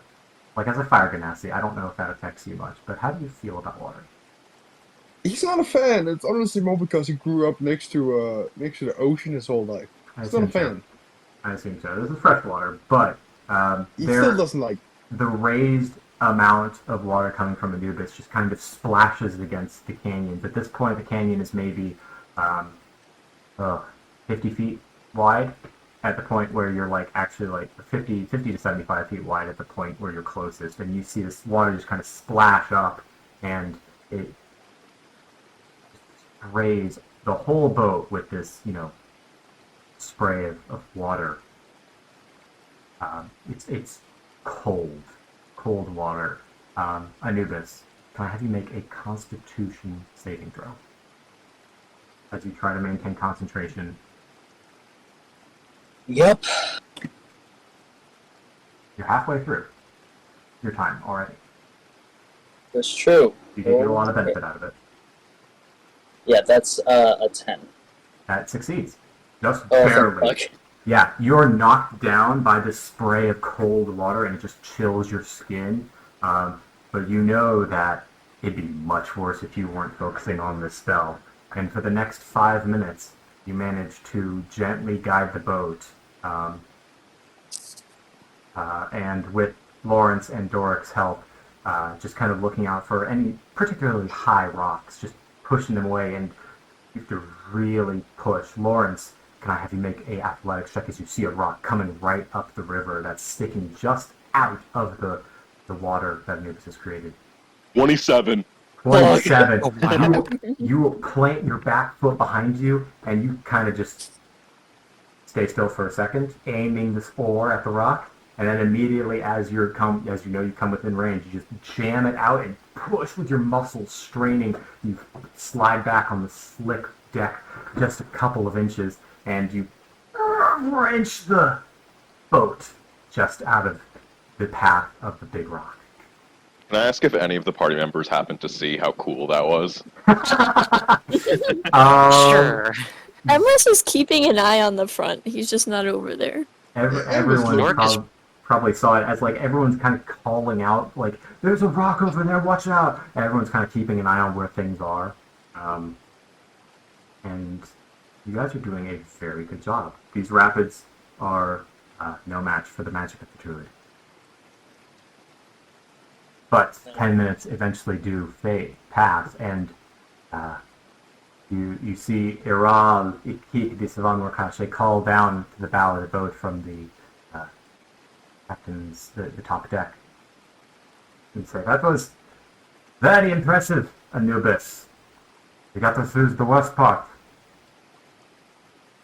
I'm letting us down now. And that's when the Everyone keep an eye out for rocks as we come down. Can I have everyone make another perception check? Who's keeping a lookout for rocks? Normal or with advantage? Just normal now, because the rocks are the rocks were mostly underwater now, and now there's a lot more. You have a lot more to keep track of as your mind is flicking between each target, making sure. It's an 18 perception for me. Okay, 19. 19. Holy shit. Good. Dork? 13 for Doric. 13. Okay. Whew. Got a 25. 25. Is Emrys actually holding it, or is he just keeping a lookout? He's just keeping an eye. He's got a negative strength and he's injured. He can't really do shit. Yeah. I'll say, can I have Anubis out front, also keeping an eye and casting like create water, like if when needed? Yeah, definitely. You have that kind of prepared and ready. I got a 13 on that perception. Okay. Ember. Off Yes. on the side, around kind of like a curve of the canyon, you see not a rock, but you see a boat, capsized, kind of buffering up against a clump of rocks.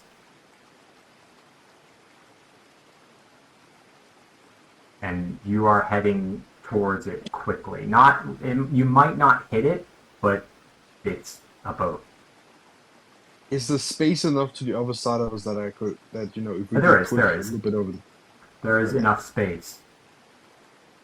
Okay, I just gonna yell to Lauren, just push, and I'm gonna just start pushing, find the nearest rock and just start trying to push the entire boat.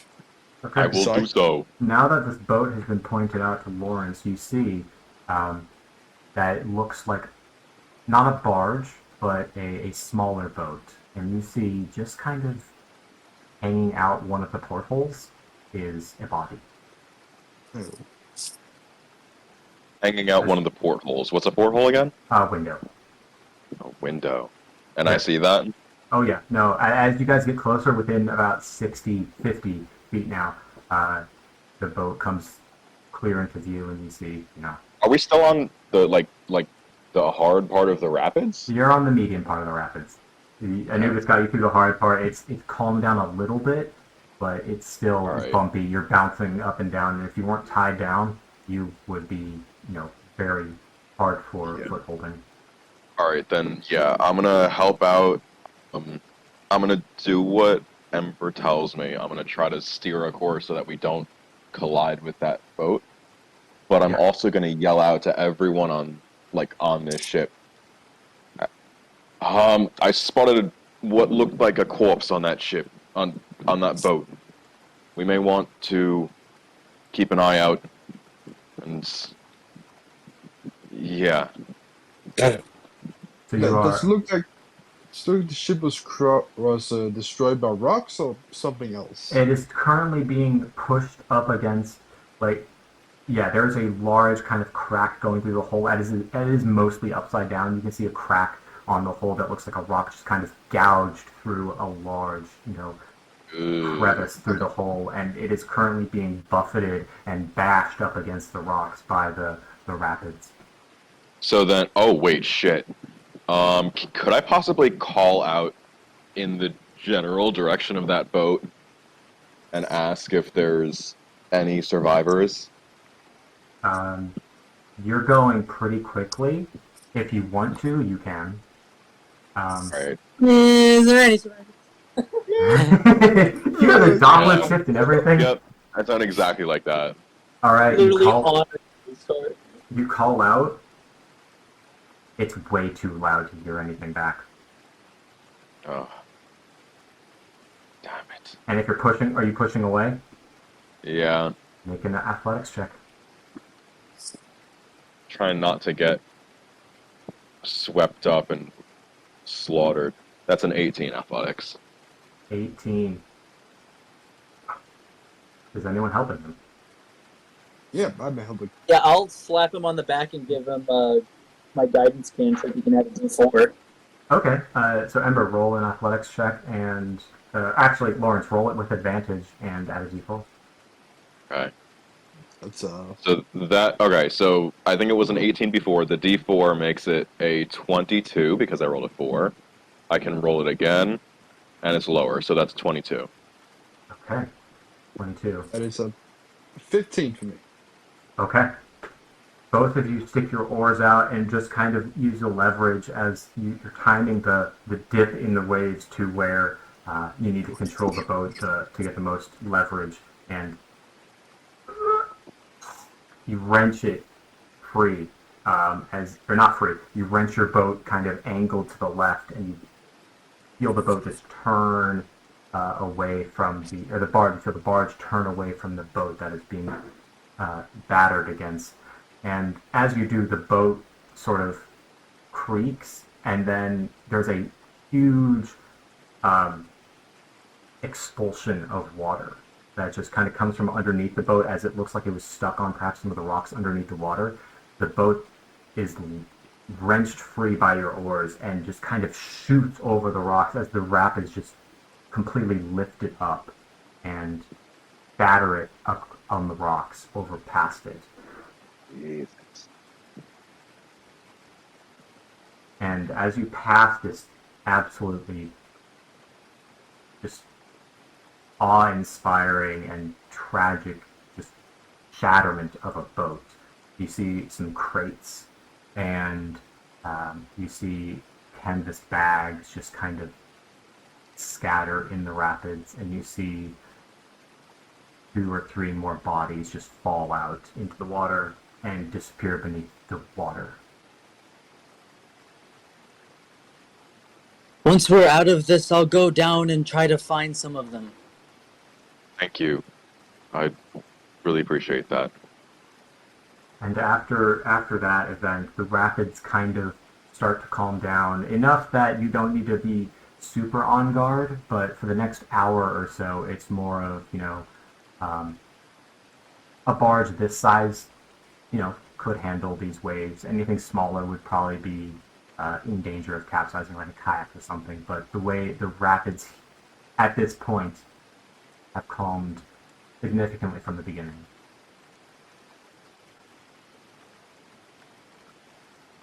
Are you doing anything?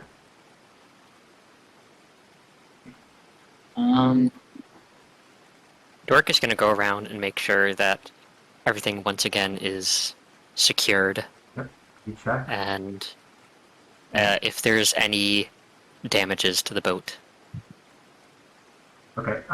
Check for damage. There's no damage you can see on the top, and all of the cargo that you check seems to have held down pretty well.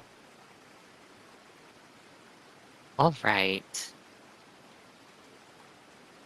Is there like a lower deck to this boat? I assume not. No. Okay. Alright, well, that was the bad part. Good job, everyone. That was the work of that. Thank you, Anubis. That was some amazing use of magic. Actually, the easiest that I've had going down these rapids. Yes, it was Hey. quite impressive. Yes. Always good to have a druid around, I'd say. Yes.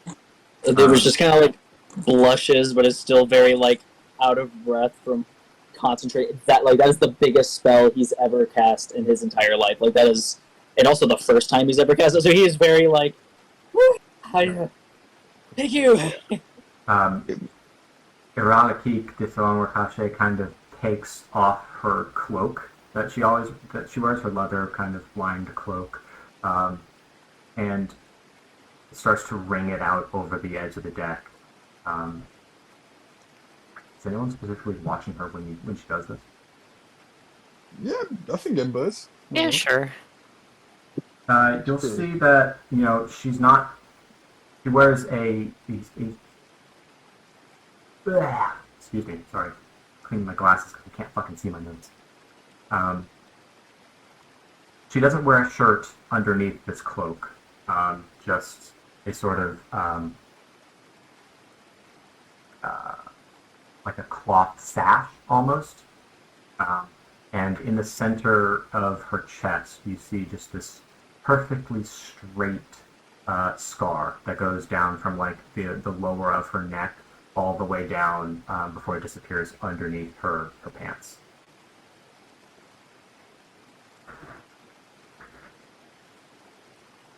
Dork's not gonna say anything. She is scary. And then she Embers not gonna say anything either.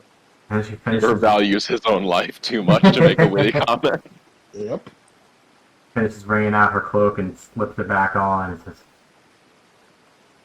"Good job.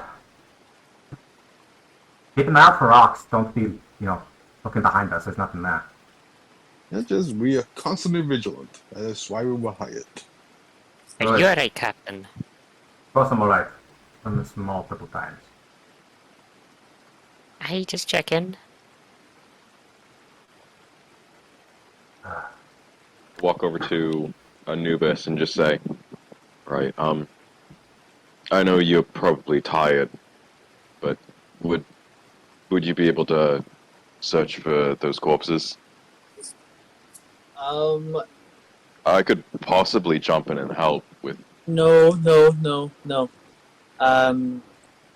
No, you should not. You only know how to be fine in a pool. I do not think it to be wise to have you jump in still rapids. Can I make like a nature check to see if it would be even safe, even if I like wild shape to go around in there? Yeah, go ahead. Okay. That is an 18.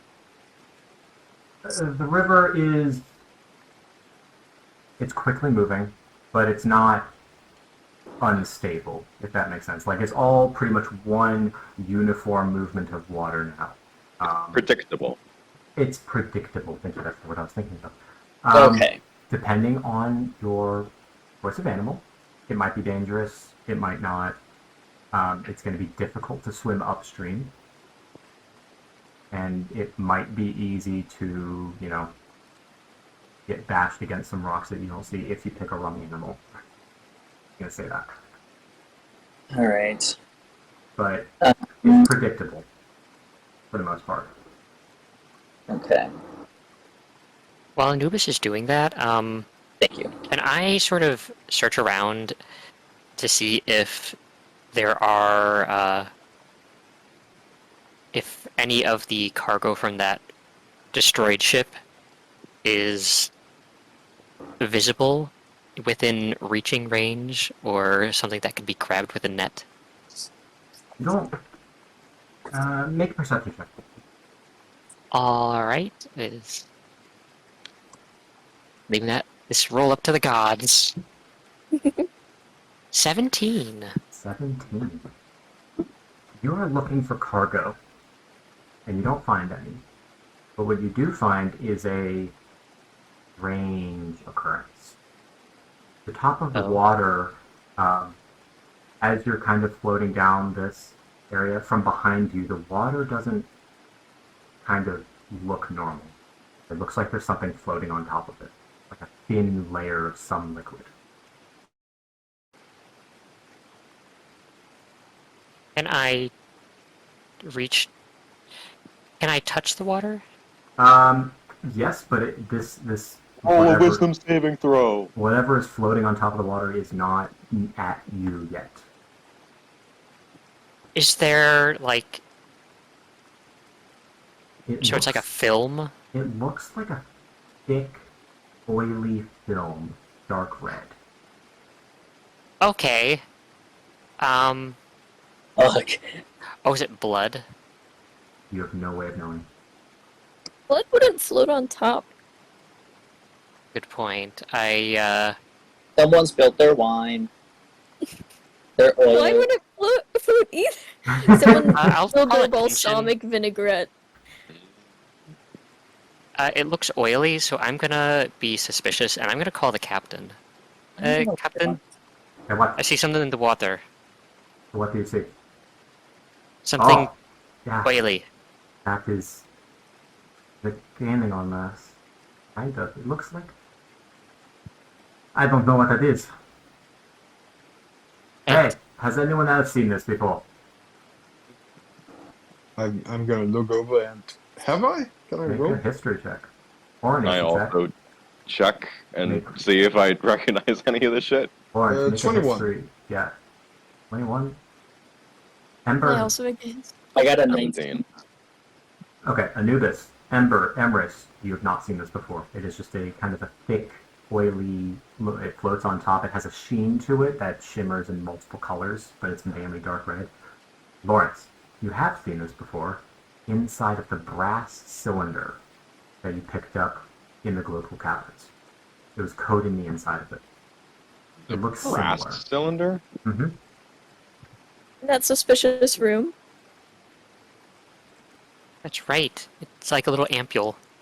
Oh, glass, not brass. No, brass. So in the brass cylinder that you picked up, there was a coating of red, kind of oily substance on the inside, and then there was also the glass ampule inside that canister. Oh. You didn't pick up the brass, but this Oh, kind so of reminds this is what you. the ampule was sitting inside of. Correct. This looks similar. You don't know if it's exact. You're not close enough Right. to see it, but it is getting near the ship. All right. I could be wrong, but I think this substance looks eerily similar to something that the inside of the cylinder that the glass ampule that I handed off to Doric looked like back in Global Caverns. It's gaining on us, isn't it? Slowly, yes. I mean, it's moving as fast as the water, but since it's an oil, it doesn't have as much mass as this big barge, so it's moving a little bit quicker. Right. Does it look like it's affecting? I don't like the look of that. any I'm gonna go put my Yeah. chainmail back on. Does it look like it's affecting the area it touches? Like any No. rocks being eaten away by acid or something? No, but as it gets closer, you notice it's slowly fuming. Like a red Oh. kind of fog is emanating off of this. Very That faint. is not a good sign. How long does it take to don heavy armor again? 10 minutes. 10 minutes? I think it's 10 minutes. It might be 5 minutes. It's at least some number of minutes. Yeah, how fast, Captain? How fast can we make this boat go? You'd have to be paddling to make it go any faster. We don't have a motor or a sail or anything. I think we might have to make it paddle. I Then don't you like might the want look to of start paddling if you so think that. it. Okay, everybody, let's stop paddling unless you want to see what the strange liquid does to a boat. Anubis, if you could try and slow that down with magic, if you could. Yes, good, yeah. Heavy armor is 10 minutes to dawn. I'm gonna just, as soon as I start, I'm just gonna drop and be like, fuck that. And I'm gonna start Yes, Lawrence, paddling. stay shirtless. It's better. Shut Slow up. the liquid down? How much liquid is there? Like, is There- it on the shoreline or is it just in the middle? There is no shoreline. You were in a canyon. What it kind of does is it's from edge to edge of the canyon, so 75 feet wide, tract of this red substance, and it's kind of hard to see how far back it goes, but you can guess maybe at least 50 feet. It's staining the sides of the canyon with this dark red oil, kind of just sticking to it. Okay, so no firebolt. Yeah. Dork, did you want me to slow down that liquid out there? If you can, anything would help. I don't have anything.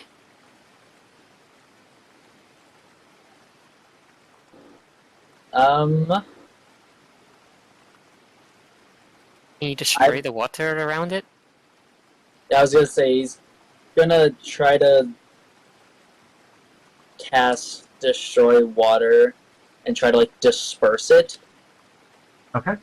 Yeah, as you cast Destroy Water in one of the pockets of this oil, it kind of sinks, to create a void where the water was, and it just kind of splashes down into it and makes that jet that goes like straight up when you drop like a pebble into water. And as it kind of goes up in the air, it leaves this vapor, red vapor, just in that shape as it just kind of goes up. And you've destroyed, you've vaporized a small portion of it, maybe. That was using first level. Yeah, maybe a tenth of the amount that is coming. Okay.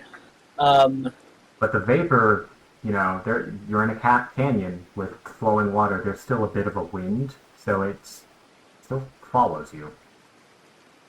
Okay. Okay. So, I'm going to... Oh, shit. I'm going to cast... I'm going as far away from it as I can. I'm still going to keep casting, create, or destroy water. Mm-hmm. At a third level, 3 times. To get as much of it as I can. Okay. Yeah, so 30 gallons. I'm envisioning how big a fish tank is. Okay. It's a huge river. You're only getting portions of it. But 3 times 90 gallons, and just, instantaneously another plume of this kind of vaporizes from the, sudden absence of water. Another one, and another one. And you've gotten rid of, I'll say about a third of it, maybe half. But it's vapor now, not on the water. I don't know if that's better for you. Okay, last second, I'm going to use 2 first level spell slots to destroy a little bit more. Okay, yeah. And last but not least, I'm going to use Warding Wind Okay. on myself in the direction to keep the gas pushing away from us. Okay. That is Ooh. smart. Let me check what Warding Wind does. It is- With the smart spellcasting today. God damn. I will stand at the front as I can get of the boat because it is a 10-foot radius from me. Okay. It's not... But it is 20 miles an hour winds. 10 and lasts for 10 minutes. So you can prevent any of the vapor from coming near you and blowing it away. It's not going to get much of the vapor as it's still about 20 to 30 feet away. But you can prevent it from getting anywhere near you. Yeah, I'm just gonna keep it. I'm gonna keep us from breathing it in as long as possible. Okay. Okay. And- okay. Good lord, Anubis is really just carrying this session. Bro, I'm fucking trying. I'm Really sweating big. in real life. Good for Anubis. I'm sweating in real life. Good. Rick is just searching through his bag of holding. Hey, George can Panicking. shoot it. I can shoot it. Shoot the air. So for the next 5-7 minutes, you are warding the area around you and preventing any of this strange red crimson vapor from getting near the boat.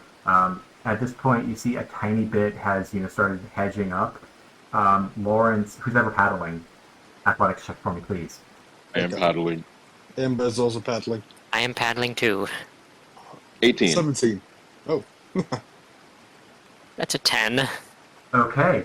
You managed to paddle enough. It's tiring work, but you are paddling this massive barge just fast enough, adding enough, free motion to the barge that you prevent any of this oil from touching it.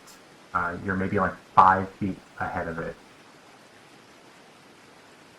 And then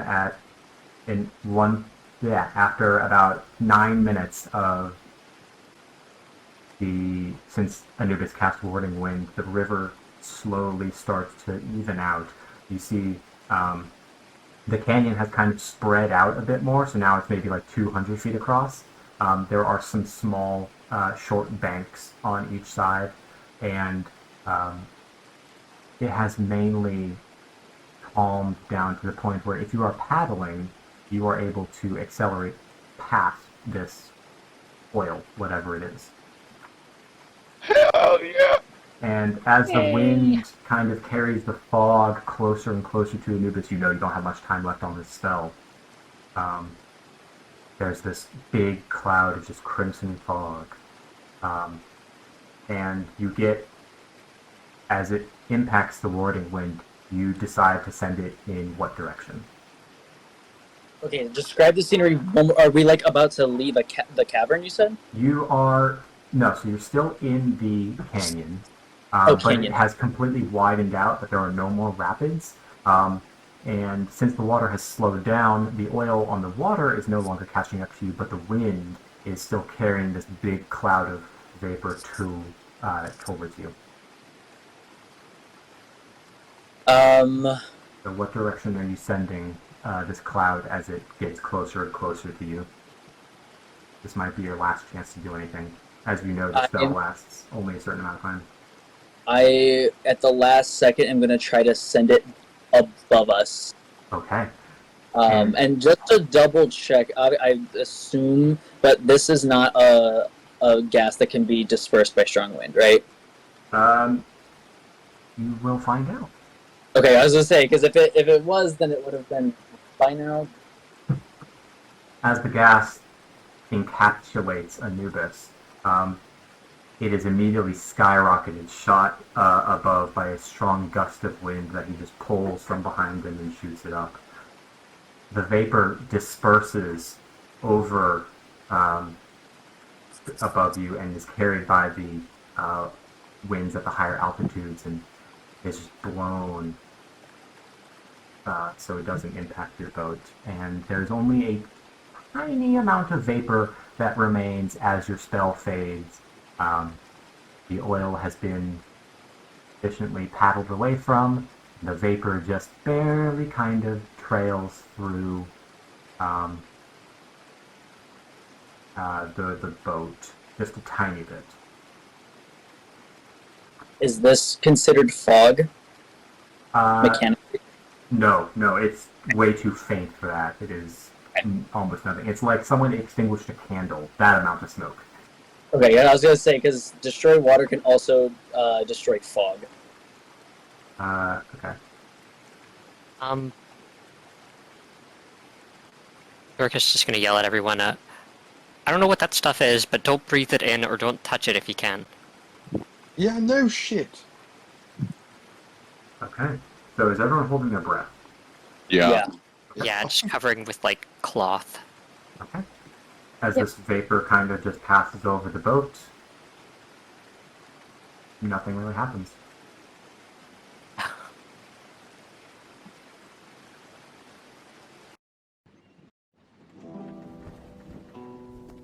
And after Are all we that, safe?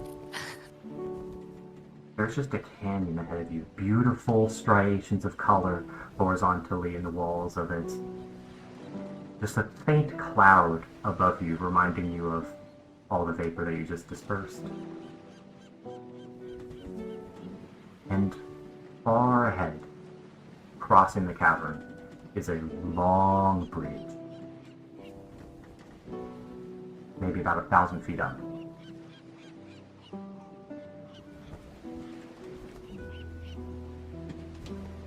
Well, never saw something like that in the forest.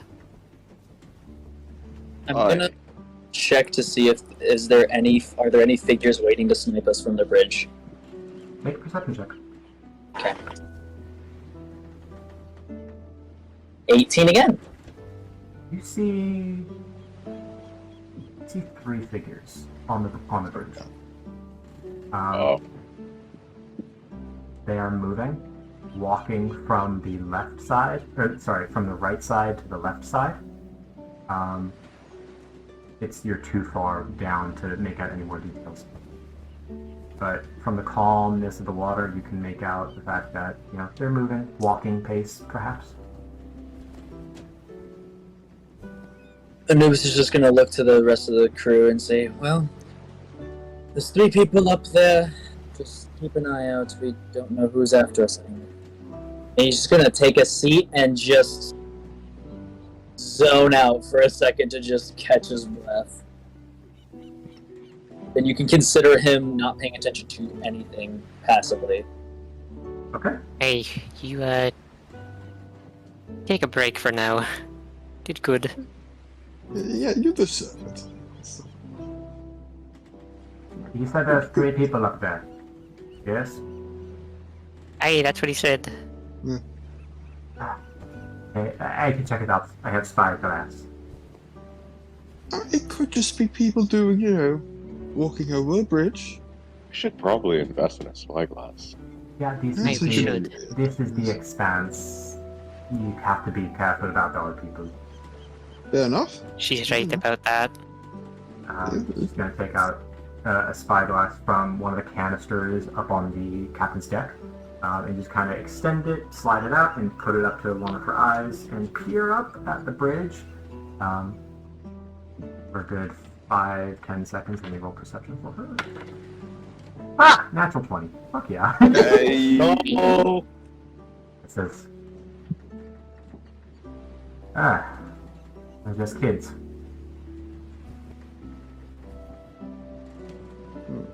Nothing to worry about. Do you see any rocks that might be holding him to get a throw them down on us as we pass? No rocks. Just, kids. They got, Yeah, to be sure. got a couple of horses, I think. Backpacks, looks like it's. I think one of them has a sword, but Huh. Are they gonna be alright? Are you sure it's kids? looks like kids. Yeah, do you want to look? Sure, give me a look. Make a perception check with advantage. 90. 19. They're kids. And you know they're kids because you met one of them previously. Wait, who is it? Oh, Oh my god. the Is it brat. that one? Siraf, the Dragonborn explorer. That my you God. belittled. Yes! Oh! It would just go. Quick, flick him off, flick him off. Oh, I know those people. Oh, this is great. There's a little shithead that kept trying to say how great an adventurer they are. Oh, that's adorable. They're actually adventuring. Park to the they boat. see- Nope. Park to the boar. Can they see us from here? You are about 1,000 feet away from them. The only way you can notice them is the fact that you're looking through a spyglass, 1, and 2, you've literally been face to face with the person. You know that, young Dragonborn, what they look like, the clothes they were wearing. You're like, oh, that's the person I was talking with. And that must be the rest of their adventuring group. That's a shame they can't see us. I would like to flip one of them off. But anyway, yeah, no danger. These are just some hothead, arrogant kids going adventuring. If storytelling has taught me anything, it's that those 3 kids are going to end up being our nemesises. Yep. Oh, My goodness. At least Ember's nemesis after Ember's that the yeah, conversation Ember, they had. Ember. I know that conversation was trying to bait me into saying stuff I shouldn't. I know what you were doing, DM. I am scheming, I am plotting, I am planning. But I gave you nothing, I think. Gave me nothing, I but think- you know, you have information about them now. Exactly. You know where they're going. Well, Captain, aside from, some kids traveling, is there anything ahead on the river that we should be aware of? Well, in a day or two, we are going to pass by the Hawker Gate, which is entry into the Tano Republic. I have paperwork, so it shouldn't be too big of a deal. And then a day or two after that, a couple more days than that, we will pass by the Hedricus Tower, and then Goldbrink, which we will have to stop into resupply some food. Hey, should be smooth sailing if we pray to the spirits. Right, then hopefully we're in the clear now, yes? I should hope. After this conversation, Anubis is gonna stand up and take a deep breath, and no one's paddling anymore, right? No. Okay. He's going to jump into the water and turn into a reef shark Okay. and go back to see if any of that cargo is still around us underwater. If anything has caught up to us. Make a perception check for me, please. All right. Do I use mine, right? I don't use a reef shark's. Yes. But a reef shark Right. should have blind sense, I think. Yeah, 30 feet blind sight. Yeah, so that's going to help you underwater. That's why it's not a disadvantage. All right. That's just a flat 10. Flat 10? Wait, perception 14 then. Perception, yes, please. You're looking for cargo of the ship? Looking for cargo or corpses or just things that have drifted off from there, even pieces of wood. Any sign that it's caught up with us. There are a few pieces of splintered wood floating on the surface, coated in this red substance. But you don't find any cargo, you don't find any bodies. Seems like whatever the ship was carrying got, caught up in some of the other rocks upstream. Okay.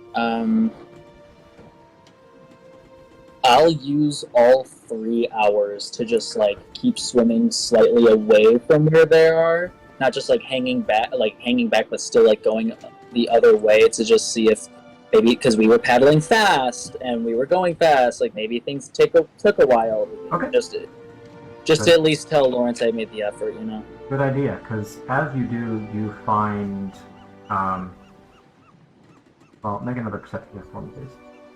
Yep. We'll do, the first one was for the first half of the search, the second one's for the second half of the search. Okay, well that is a 16. 16, you find a battered and mutilated body floating down the river. Is that all I see? Yep. Alright, I will gently hold him or her or them in my mouth, and solemnly swim back to catch up to the ship. You catch up to the ship. The people on the barge can see a figure moving underneath the water, a reef shark. You assume it's Anubis because what reef shark would be carrying a body in its mouth? Does it also happen to have a certain pink and blue color scheme? Under Hell the yeah. water, so you can't tell Oh. until it surfaces, and then yes, that is Anubis. That is the Yeah. colors. We know of any reef sharks that, swim in a river like this? Probably not. This is. Is this freshwater? Yeah, this is freshwater. Then yeah. I think it would be only him. We've seen Anubis in reef shark form. Yeah. Yes, in the Global Taverns. And also with Lawrence Saving dying. Lawrence. Right. Yeah. Is there a way for me to, like, keeping an eye on Lawrence to try to, like, get up on the barge and, like, at least not hide the body, but, like, put it behind something so that way I can, like, prep him orally. Just be like, hey, just so you know, this is fucked up. Lawrence, have you been looking out for Anubis for him to return? Yeah, it's not gonna be easy, but you can try and make a stealth check. Most I'm trying to do is, like, get up there and then, like, drag the body up behind me so that way I'm at least standing in front of it. Okay. Alright, stealth. I am not that. Lawrence, make Oh, that's a nat 1, so Yeah, no, Lawrence, it's about time. I've been rolling really well today. We've all been rolling quite well. Yeah. you think you're so smart of throwing the body up on the deck first and then jumping up after it, like throwing it up behind some boxes and stuff, but like Lawrence is watching you. He sees a body come out of the water first, and then a reef shark just kind of pop into Anubis form who climbs up onto the barge. A dog or a cat who just brought a killing from the morning. Yeah, he'll look up. And besides a few wood chips, this is literally all I could find. Is it like a whole corpse, or is it just like bits and pieces? It is not a whole corpse. It is most of a corpse. Okay. It is missing an arm, and its torso is completely, like, shredded.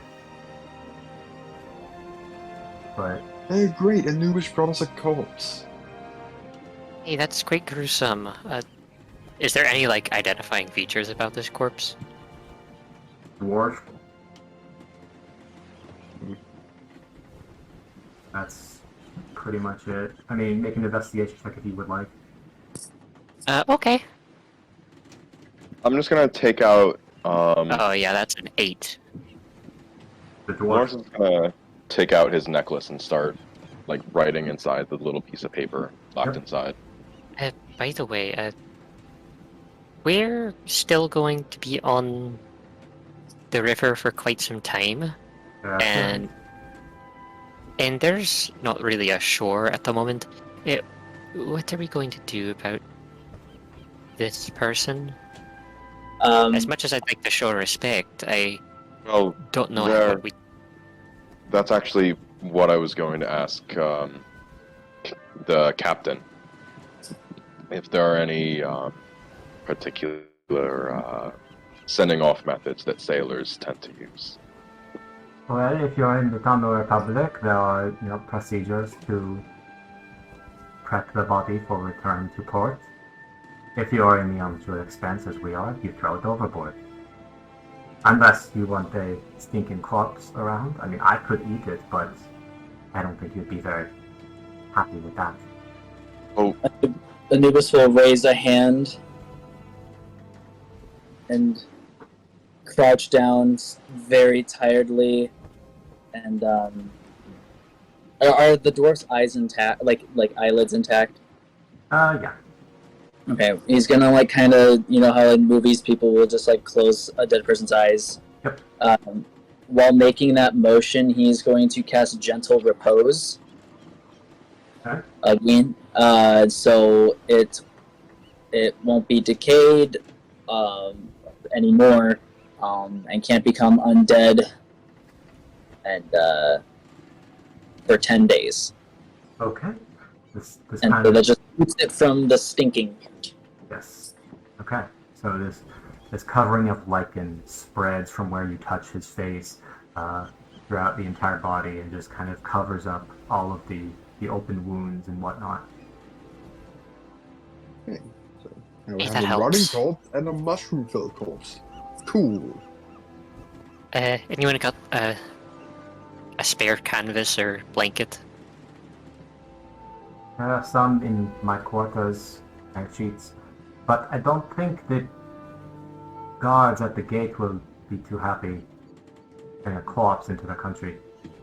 We don't need to bring a corpse into the country. We can still send him off respectfully without taking him along for the rest of the journey. Very well. But Well, could I just like look around and look at any of the other crew members on the ship and just sort of like ask them casually, like, do you happen to follow any religious practices for sending off the dead? Probably Hell? never. Wait, okay, which crew members are you talking to? The crew members that aren't in the party. Right, that's what I was assuming. Oh, we never had dead people on our ship.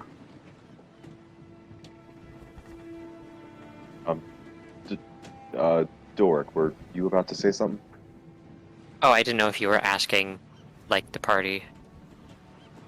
No, that's all right. You can. I'd like to know anyone's practices.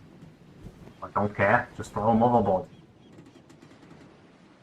Usually my people would bury our dead at the base of a tree and thank the spirits for taking them. Well, I mean, But they'll all be buried before you rinse them free.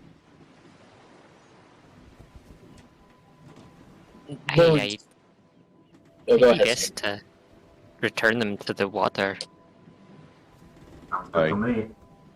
And I suppose we could at least try to ask them to help their friends, their fellow crewmates, on in whatever journey they go on the way to the afterlife. so I'm sure us saying that will make a difference. Well, you never know. I'm I sure do it's better actually than know. nothing. It just is nothing. To you, maybe, but to others, it is something special. And you can.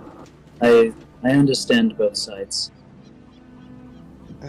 You're getting really annoying with your common sense, you know that? It's not a good look on you. He'll just smile and look over to Lawrence and say, and still say it like publicly so that way everyone else can hear and say, Lawrence, do you mind if we have a private conversation aside from everybody? Yeah, sure. Does anyone follow us, or do they give us respect? I give you respect. Yeah, Ember gives respect. Yeah, if you want a private conversation, then Dork's not gonna follow. Cool. Can we go to Whisper? Can I drag him into Whispers? I can drag you both into whispers. Thank you, because I'm on my phone and I'm not good at navigating Discord. Alright. So Lawrence and Anubis? Yes.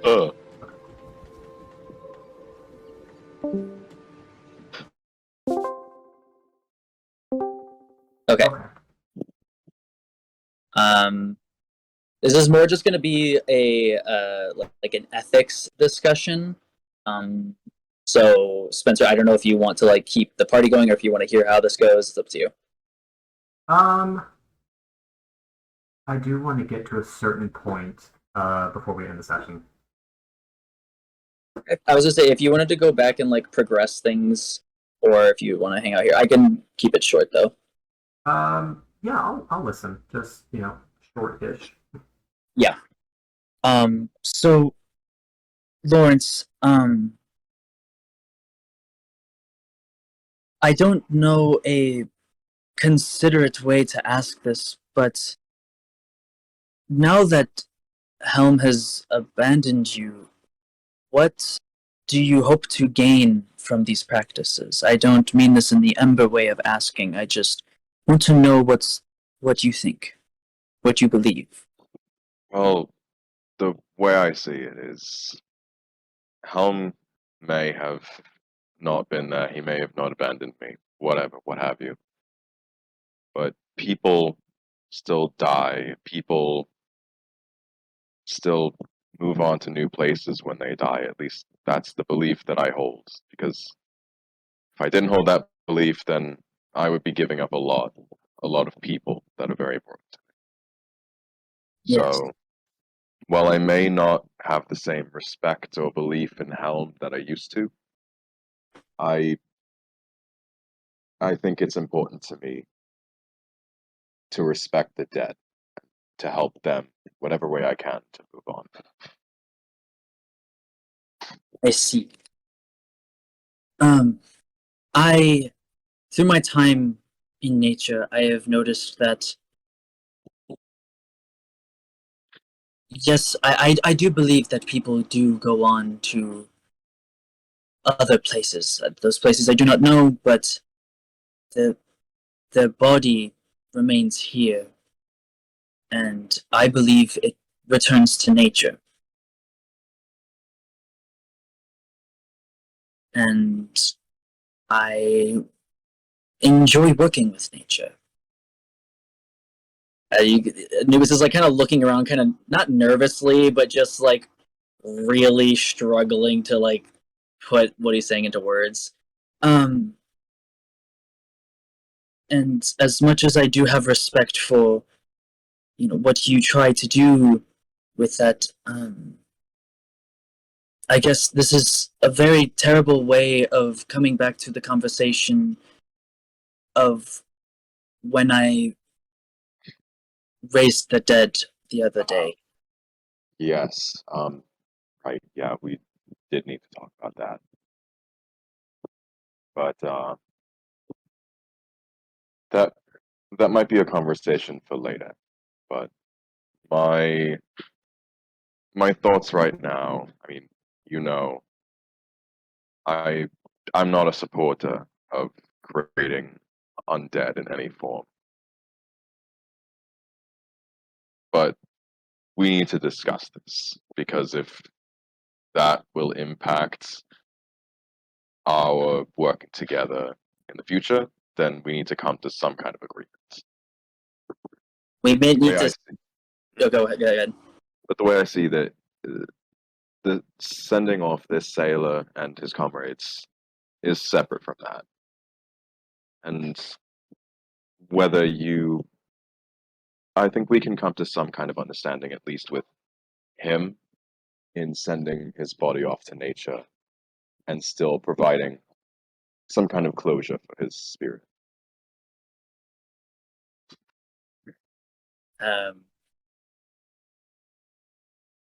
Respectfully, never mind. I think yes, we can do that. Right.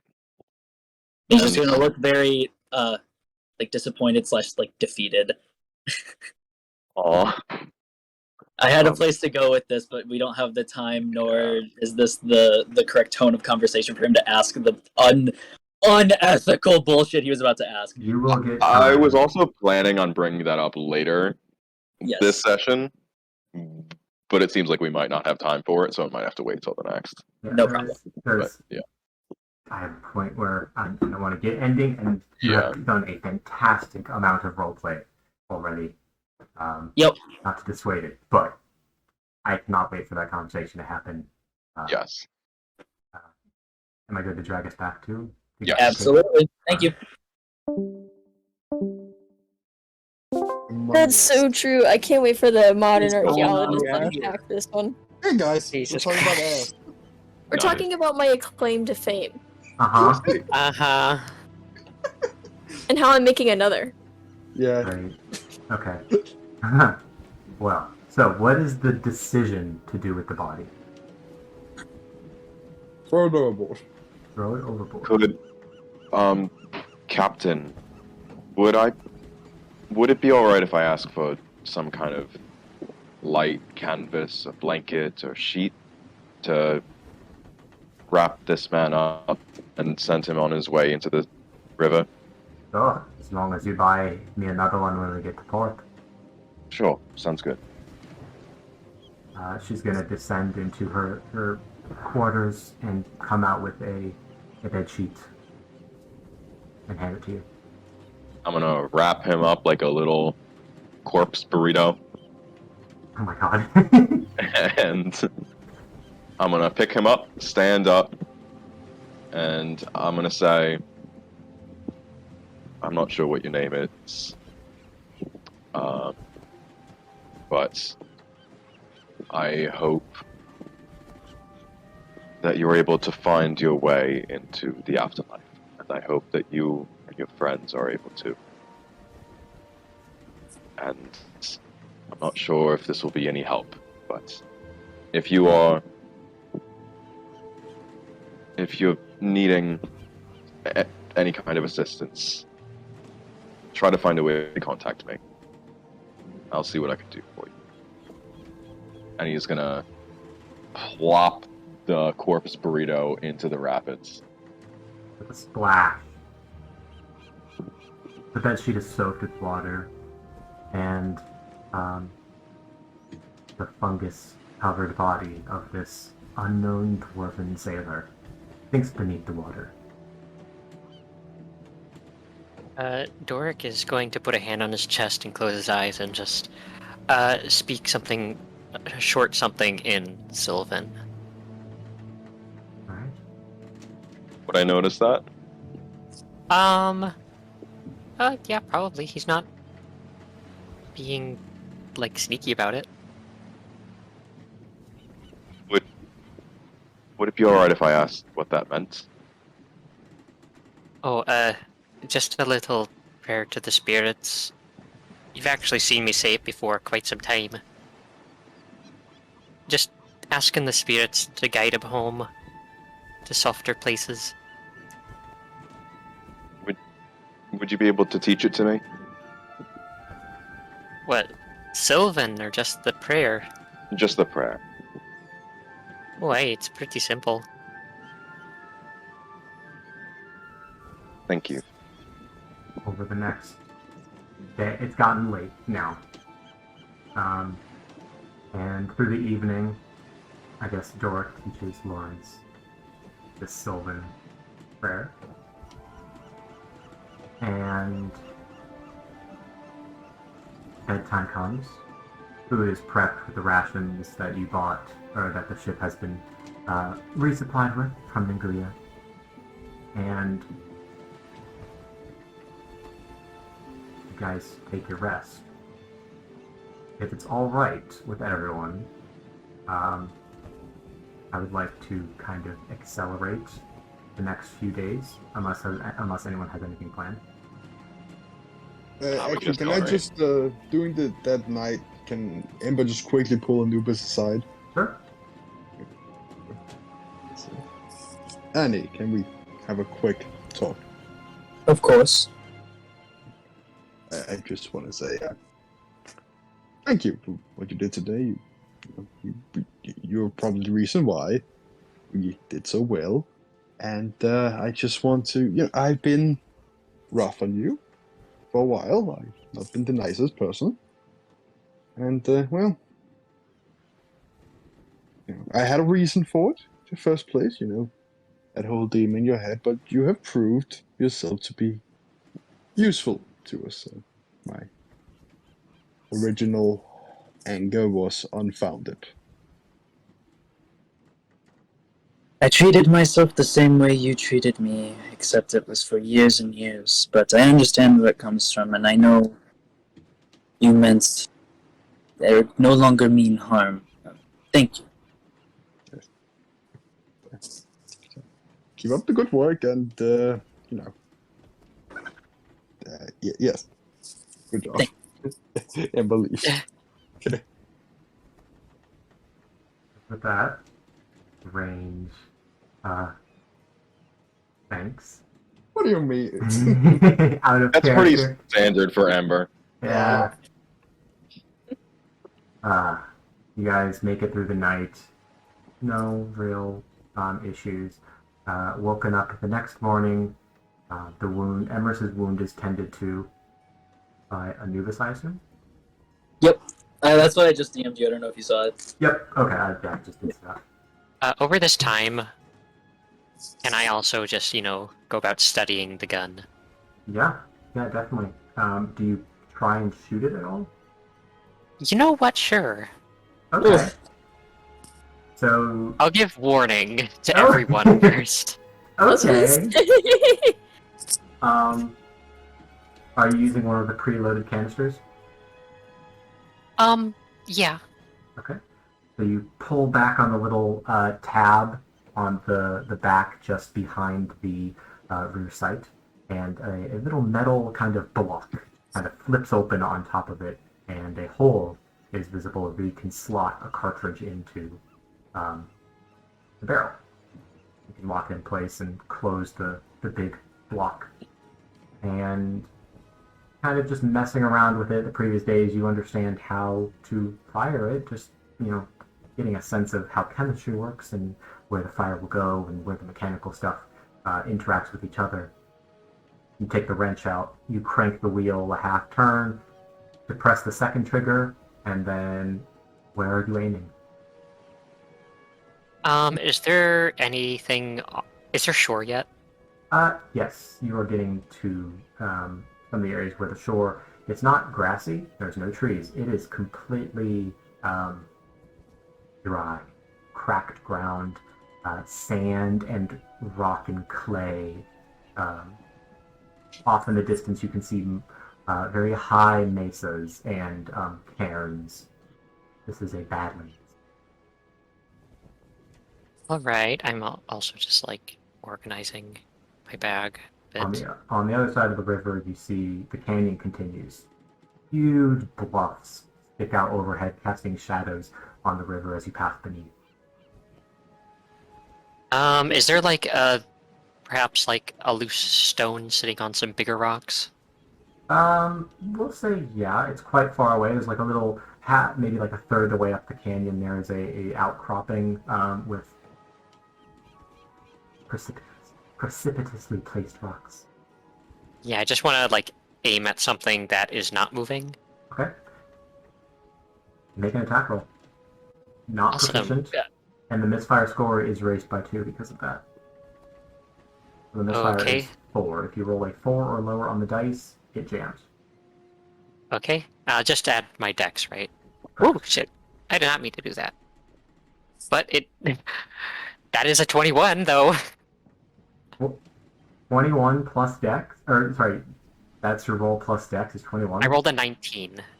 A Okay. 19 plus 2. Wow. Okay, yeah. So you pull the second trigger, and then when you're ready to fire, you pull the first trigger, and you hear the grinding of the wheel against the pyrite, and then spark, and everything happens very slow motion, it seems.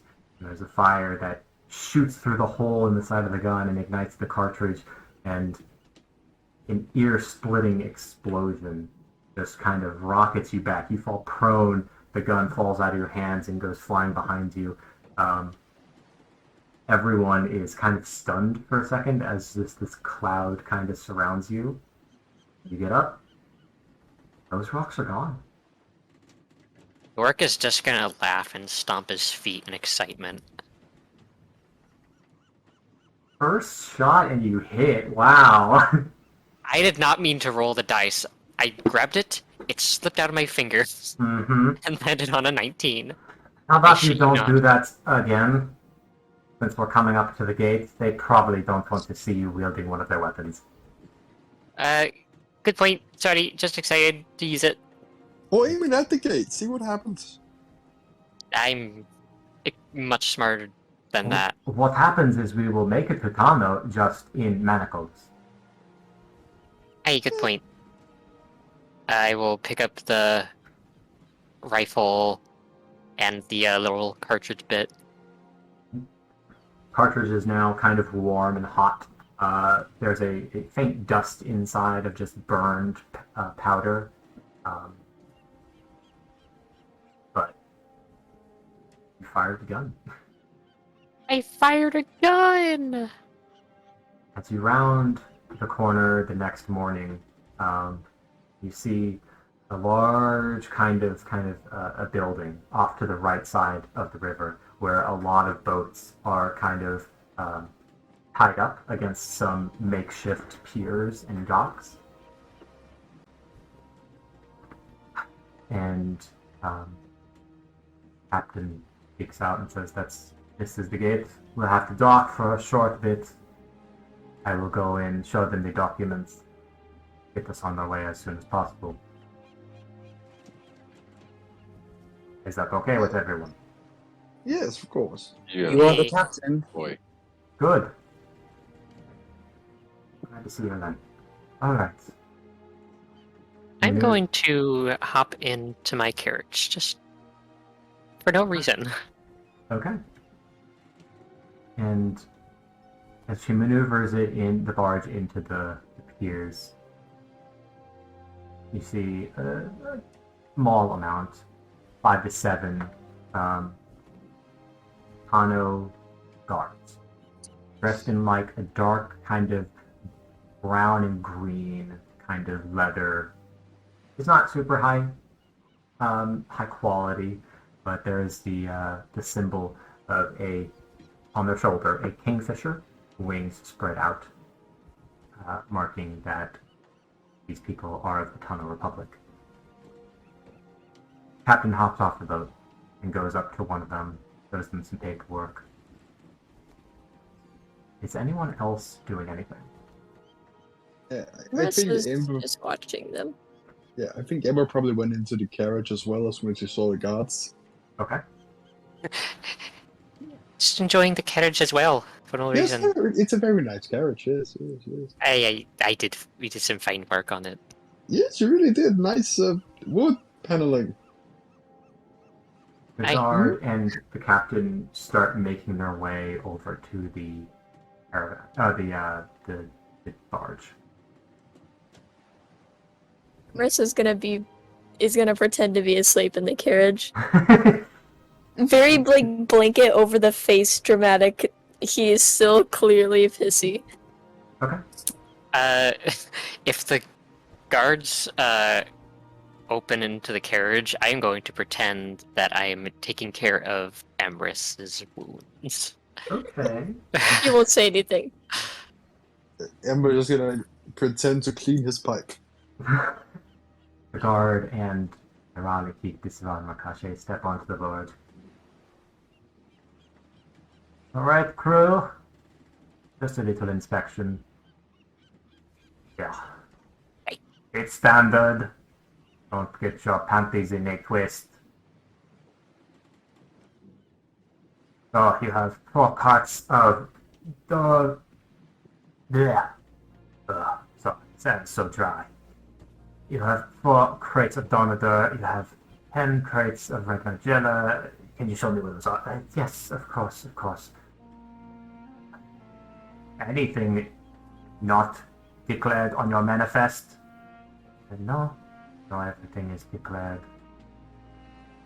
Thank you, Yonka, I hate it. Yeah, I was about to say, like, the best way for a DM to show that they're a good DM is being able to roleplay with themselves. Yeah, I don't can't think do we that. lost this team. I don't. Just Spence, you got this. Keep going. You need us. I don't see any crew manifest on here. There's a reason for that. Well, I have my standard crew on here, but since this cargo is very expensive, we hired some additional security last minute. Last minute? How last minute? Like, for a couple hours or days before we left Shirak. Do you mind if I talk with one of them?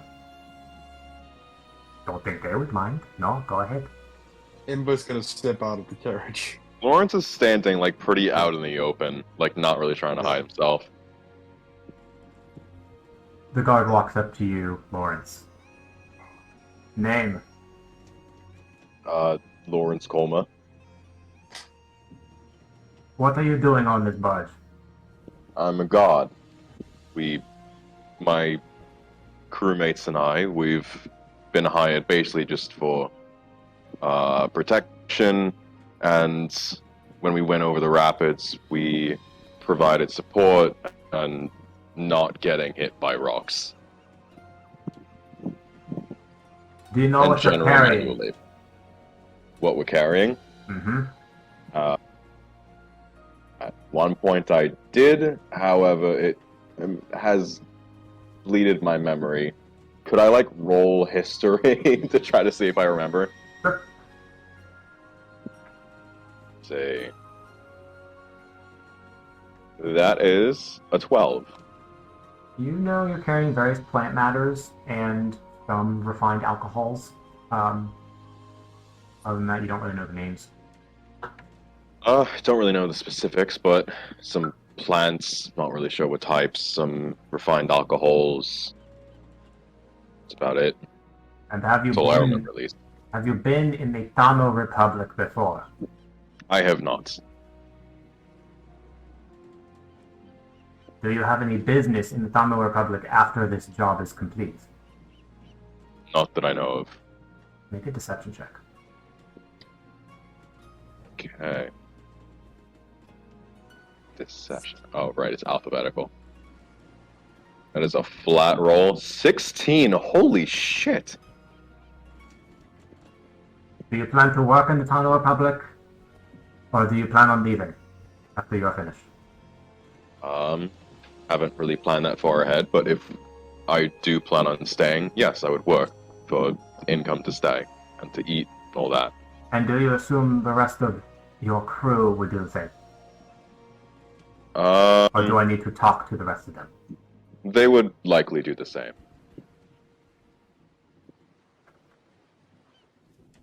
I'm gonna look you up and down. It's a halfling, by the way. Nice. Alright. I get a lot of travelers that are not so honest. The Anzo expanses. Ugh, needs to be tamed, I tell you. Aye. But Oh, I hope you have an easy rest of the day then.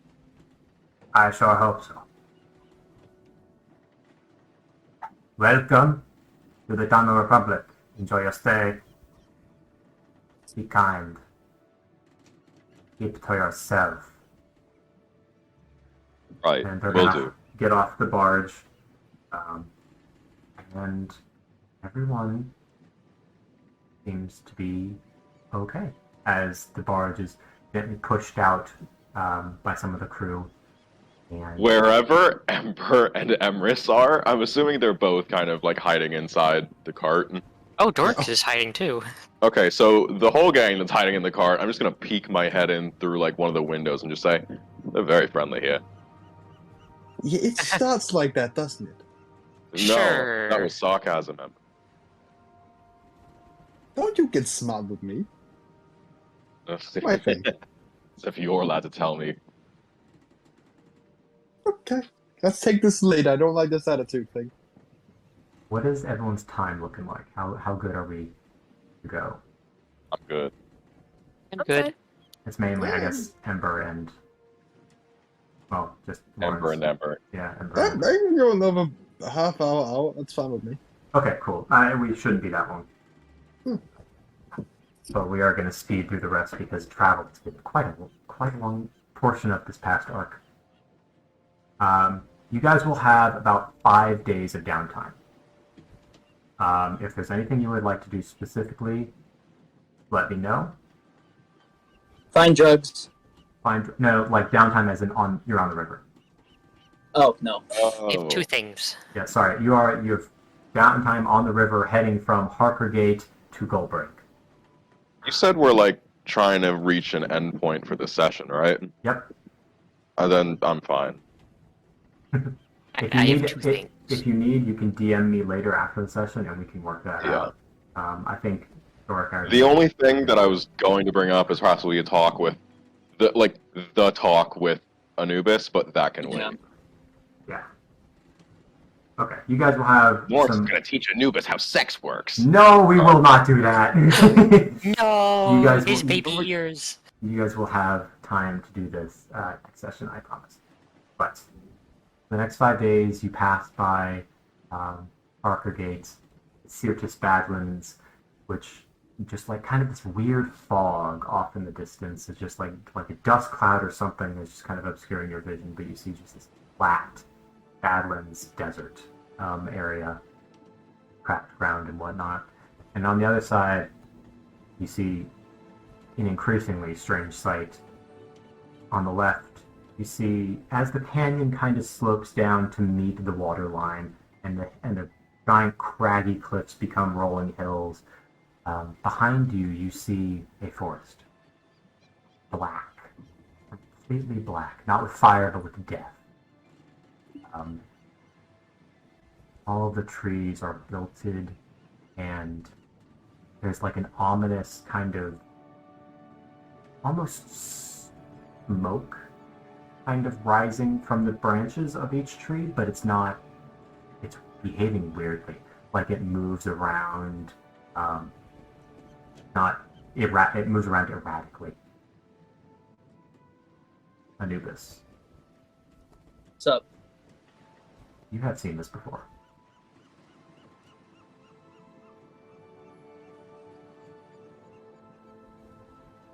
Do you remember where? I will DM you if you don't. DM me, I'm drawing a blank.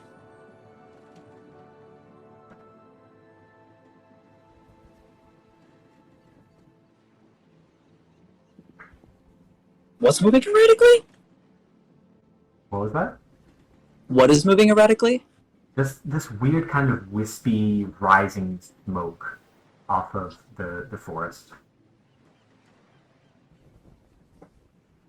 Can I roll perception to see if I recognize the forest? Yeah, sure. Oh, damn it, that's a 6! It was literally recent, so like you do, but you're not quite sure if it's the same one. Like you're kind of double taking. Like, is that? Okay. Okay.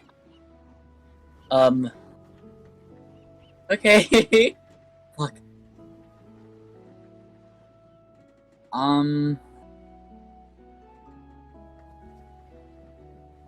Are there any, like, any people around? No, nothing. No animals either. Okay, and any buildings that we can see? None. It is just like a normal forest, except everything is black and dead.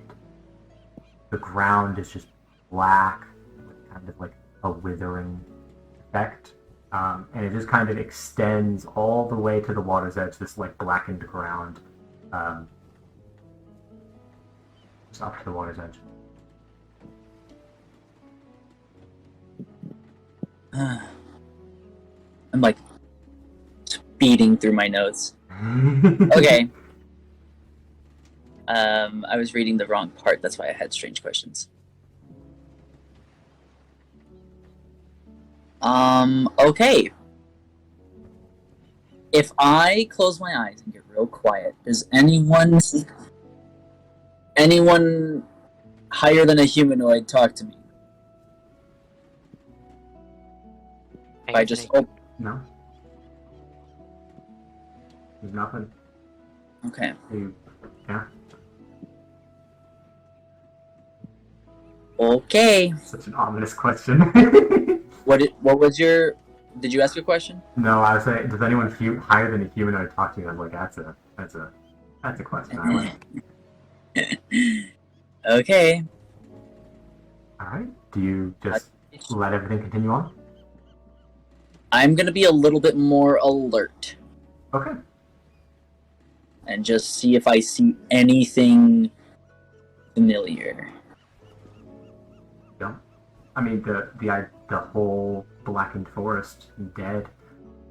Yeah, that's familiar, but nothing else that you know. And with enough hours as they go by, the dead forest fades behind you. Someone mark where we are on the map. Got it? Right here, we're at this dead. Thank you. Why?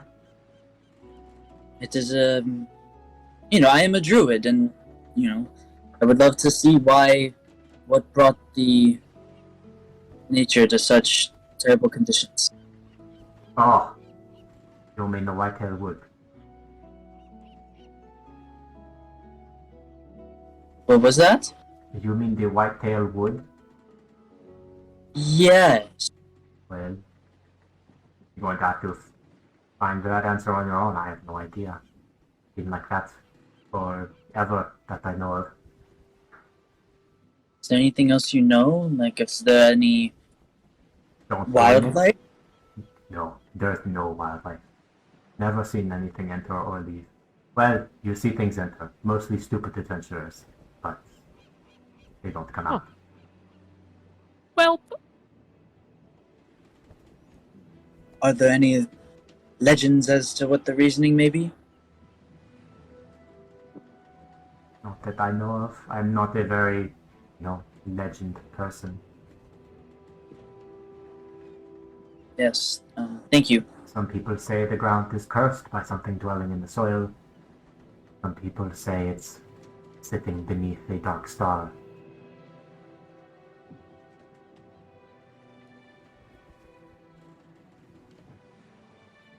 Okay, thank you. Sure. We continue. Yes, of course. And the barge continues for the next, 4 days. Pretty much uneventful. The kind of rolling hills turned just like a flat, almost like slightly turning coastal area. Like you start to see the occasional sand getting near the beach or the. Oh my goodness, I am losing my train of thought. You start to see the shores of the river turn to like kind of like a sandy material instead of like the dirt and clay that had previously been there. You hear new animals, new birds that you hadn't heard before, seagulls and various terns and the like. And jutting out over the horizon, you see a segmented floating spire that just goes high into the clouds.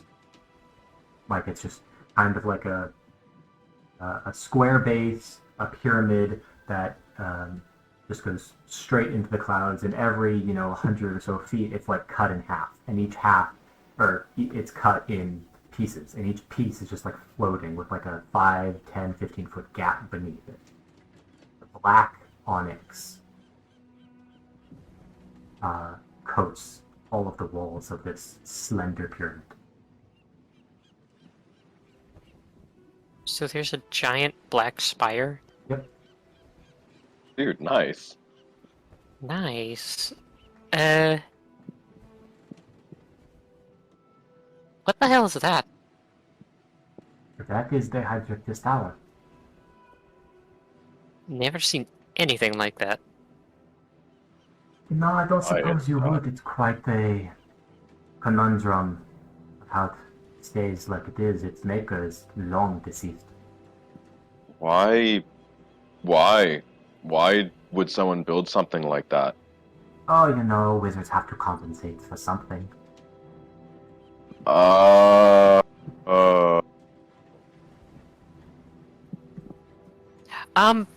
Each kind For- of section of the pyramid is like slowly rotating as it floats. It's kind of like changing shape. It's very psychedelic almost. I have that book for They Became Gods, an exhaustive index of old word artifacts and phenomenon. Yes, you do. Is there an entry for There it? is indeed. There is a picture of it near the front of the book. Actually, it's one of the first entries. But once again, it's in a language you don't know. Ah, god damn it. There's definitely a picture of it. There are dimensions that go along with it. Looks like whoever wrote this book, had scouted out this area and marked that the base was like around 50 feet by 50 feet, and it goes many, many thousands of feet inside. And it's interestingly no doors in any of the sketches. man, I like picture books. Well, at least there's pictures. I can understand that. And are those notes handwritten? Yes, they are. Okay, so they were added into the book. Oh, sorry, no, the whole book is handwritten. Say, do we have Okay. Berg Press yet in your world? There are ways of copying books. They are limited can't to believe you were- cities. What was that? It was a question you were probably about to answer, sorry. I didn't hear the question. Mechanically or magically? Like, is it machinery or is it magically? There's ways of doing both. Anubis probably wouldn't have much knowledge on that. Hmm. Yes, Johannes Gutenberg exists. Johannes Gutenberg was the wizard who made the tower, of course. Yeah. He's also the HRT wizard. Yeah.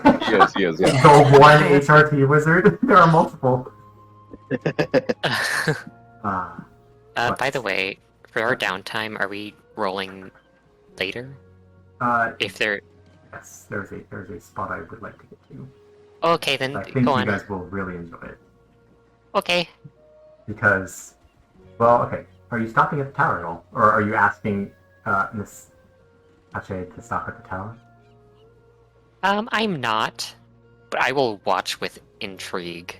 Because Dork has never seen anything like this before. And you see the tower just kind of slowly spins.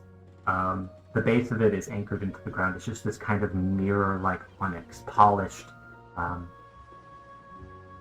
No doors, like the picture says. As you just kind of approach within maybe like 100 feet, you're sitting on the river. It's on the banks of the river, just kind of looking out. Every so often, there's like a tiny slit window, like going up each side. But make a perception check for me. Okay. 13.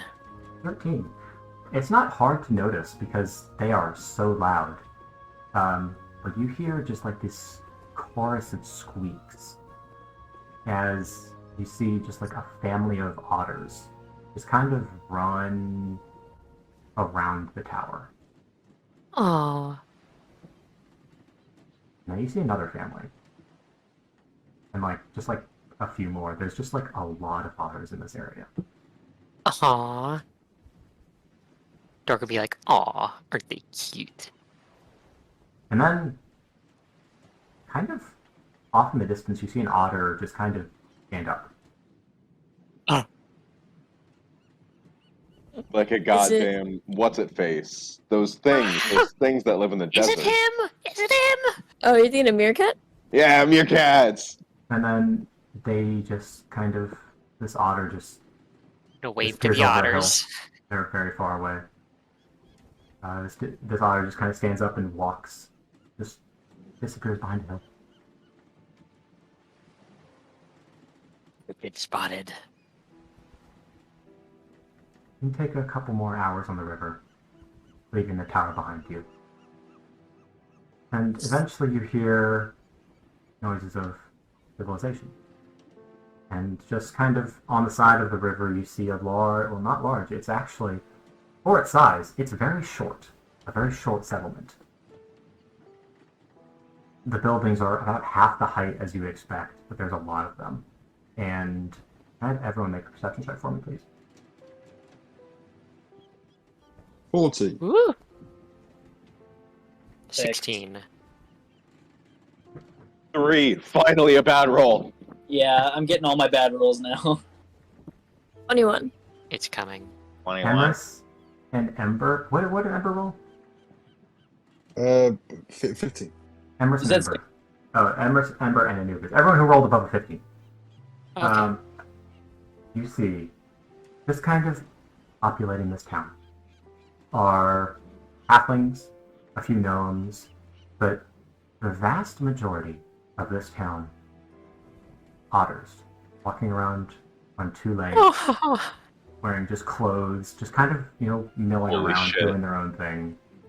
There are a lot of them carrying baskets with like fish and, various berries and other things harvested from the ground in the water. It's just like this high-pitched kind of like echoey, just kind of commotion, just like squeaks and halfling cheers and clinking glasses as you guys get close and very. Hey, it's been a while since I've got otters in my game. The bugs were way more prominent.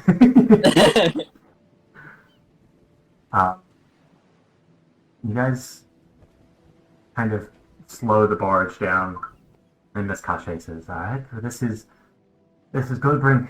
We're here for just a day, just to load more food on board. They have, well, as a Lizardfolk, I'm not too picky, but they do have very good food." those are other people. Oh, yes, you haven't been down this way, have you? Yes, the other folk are or you like halflings don't, patronize them. They don't like it. I mean, I'm a gnome. I've been there. Marshall's like looking like bug-eyed. He's like, "What the fuck?" How tall are they? They're about 3 to 4 feet tall. Thank Yeah, God. around my height. Someone my size. This whole town looks like it's been built for small races. Like Yes. the Aw. Anubis. Ooh, you're out of your depth here, Not bud. gonna be too hot. Yay! And as you pull into the docks, you see kind of just front and center, there's a large kind of square. So the docks kind of cut into the square, the main plaza, you would assume, of this town. And in the center, there's a fountain. Get my description now. Where are you? Oh, right, we're not in the unusual expanse anymore. Tano Republic. Oh shit, we're in Tano! That's right, you've been in Tano for a while. For 5 days now. In the center of this plaza, a small statue sits. Relatively. It's maybe about 10 feet tall, situated in the middle of a fountain pool in the center. And on it, 2 otterfolk are standing next to each other. And one of them is holding up a pair of binoculars up to their eyes in one hand, and a map and a notebook in the other. And the other otterfolk is sitting, legs crossed, head bowed, surrounded by a multitude of books and scrolls. And there's a plaque on the statue. Dwark's definitely gonna read it. He is. You're too far away to read it. You're still on the boat. Oh, You have to okay. get off. This is definitely new, but intriguing.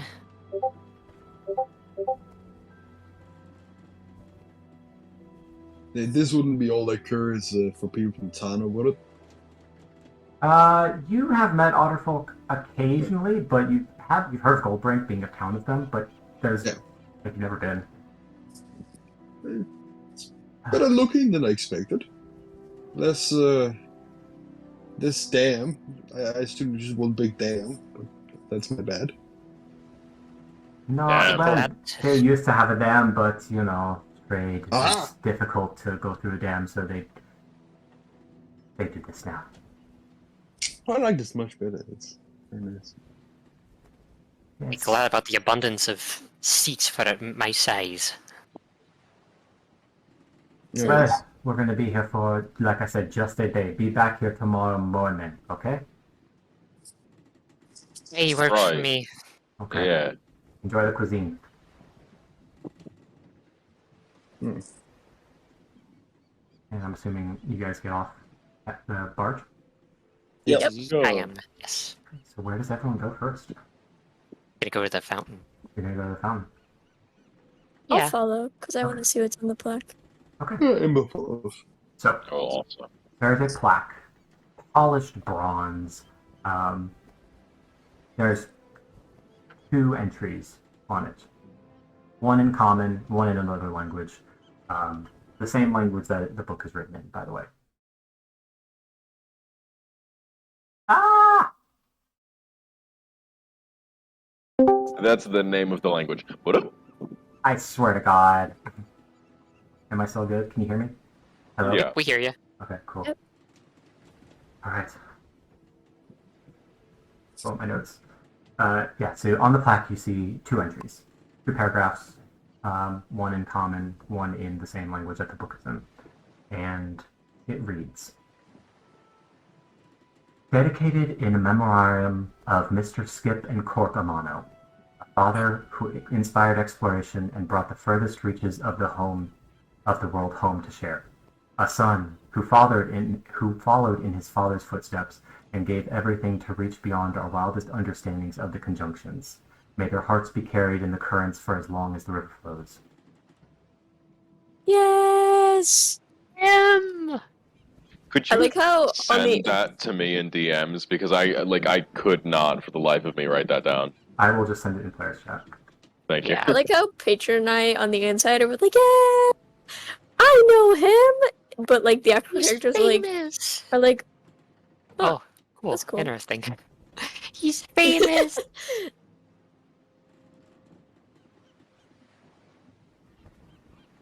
What a homie. Wait, is Mr. Skip his otter pop? That one And was good. I'll give you that You one. kind of get an idea. This book that you've been carrying around, or that became gods. You check the name of the author again. Oh, that's right. I was thinking, where the fuck did I just see the name Amano? I'm like, oh shit. Hey, yo! Because it says Papa Amano. Papa Amano made it. It's all coming together. And a halfling kind of walks by and says, "Oh, you're new here." That's not a good accent. Blech. Oh, you're new here? Aye, Like an interesting statue? place. I've never been to this place before, so Oh yeah, there's a lot definitely of seen other the folk sights. here. I've never met your kind.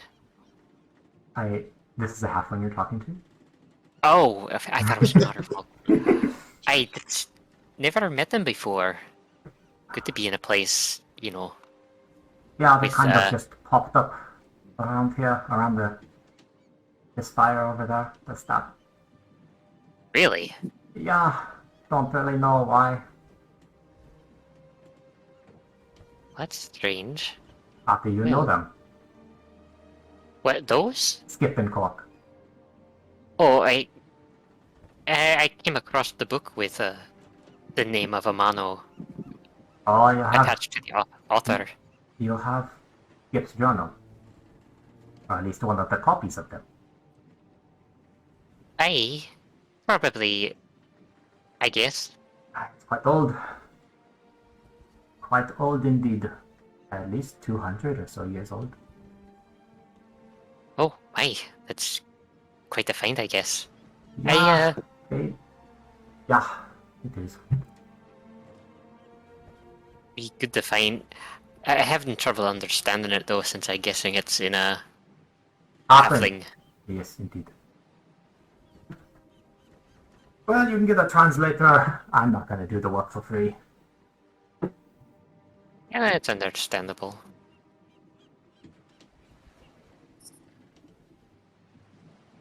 Well, enjoy your stay here. Oh, Did you know where there's a good tavern or place where any- you can have a nice rest? any places of interest here? Literally half the buildings are taverns here, my friend. How would I know that? Don't get sassy with me, stranger. You're not sassy. You're going to enjoy it, aren't you? That depends on where we're staying, so you know.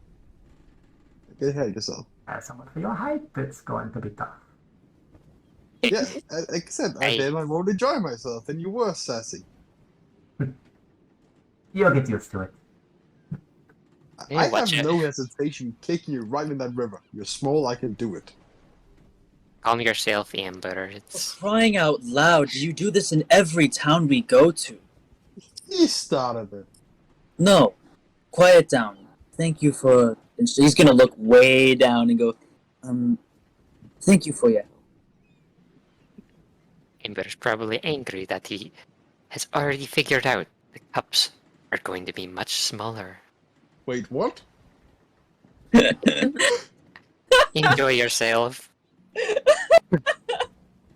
Ember looks like he's Oh, having a no. breakdown. All of a sudden, Ember turns this pale color, just like, oh god. We're gonna be so poor after this.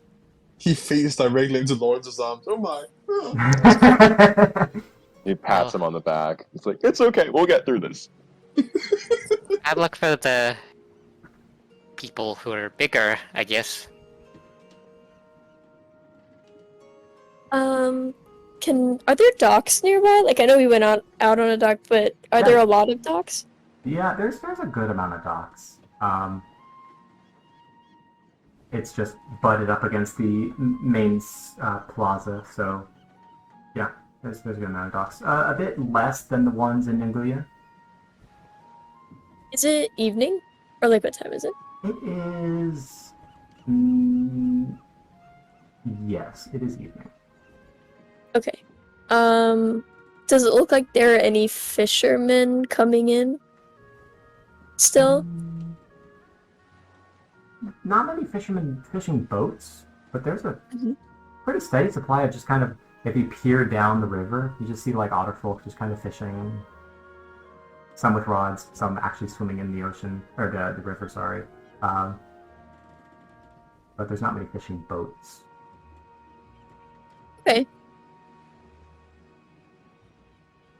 I'm trying to think. But I think that is a good time to end the session. Just figure out where you want to go. Figure out Yeah. what you want to do for the night. The night of debauchery. Yay! Debauchery! Debauchery! I will say, actually, it's not evening. It is late afternoon. Okay, perfect. Are we gonna do anything about the downtime we did? Yes, out of session. Just DM me what you do, and I'll take care of it. Oh, okay. Because I need to get dinner, and I was really Yes, we wanting do. to get to that That was statue. That was fun. Yeah, You saw very him! Anubis really got to use like so many, like flex so many spell list things. Mm-hmm. Yes. It was a Yeah, good but- fucking time. Oh, busy little man. Very busy, big little man. Big little man. But yeah, thank you so much for DMing. Yeah, Yeah, it was great. that was fun. And I know that probably statue probably hit more important for some of you than others. But there's stuff planned. I have stuff planned. Very good, very good. All right. Right. Well, thank you, everyone. Thank you for spectating. Thank you for playing. Hey, you don't know if you saw Cork. You saw a statue of him. We did see a statue of him. Very old statue. All right. Well, good night, everyone. Gute Nacht. Thank Good you. night. Good night. Thank you for the game. Night, everyone.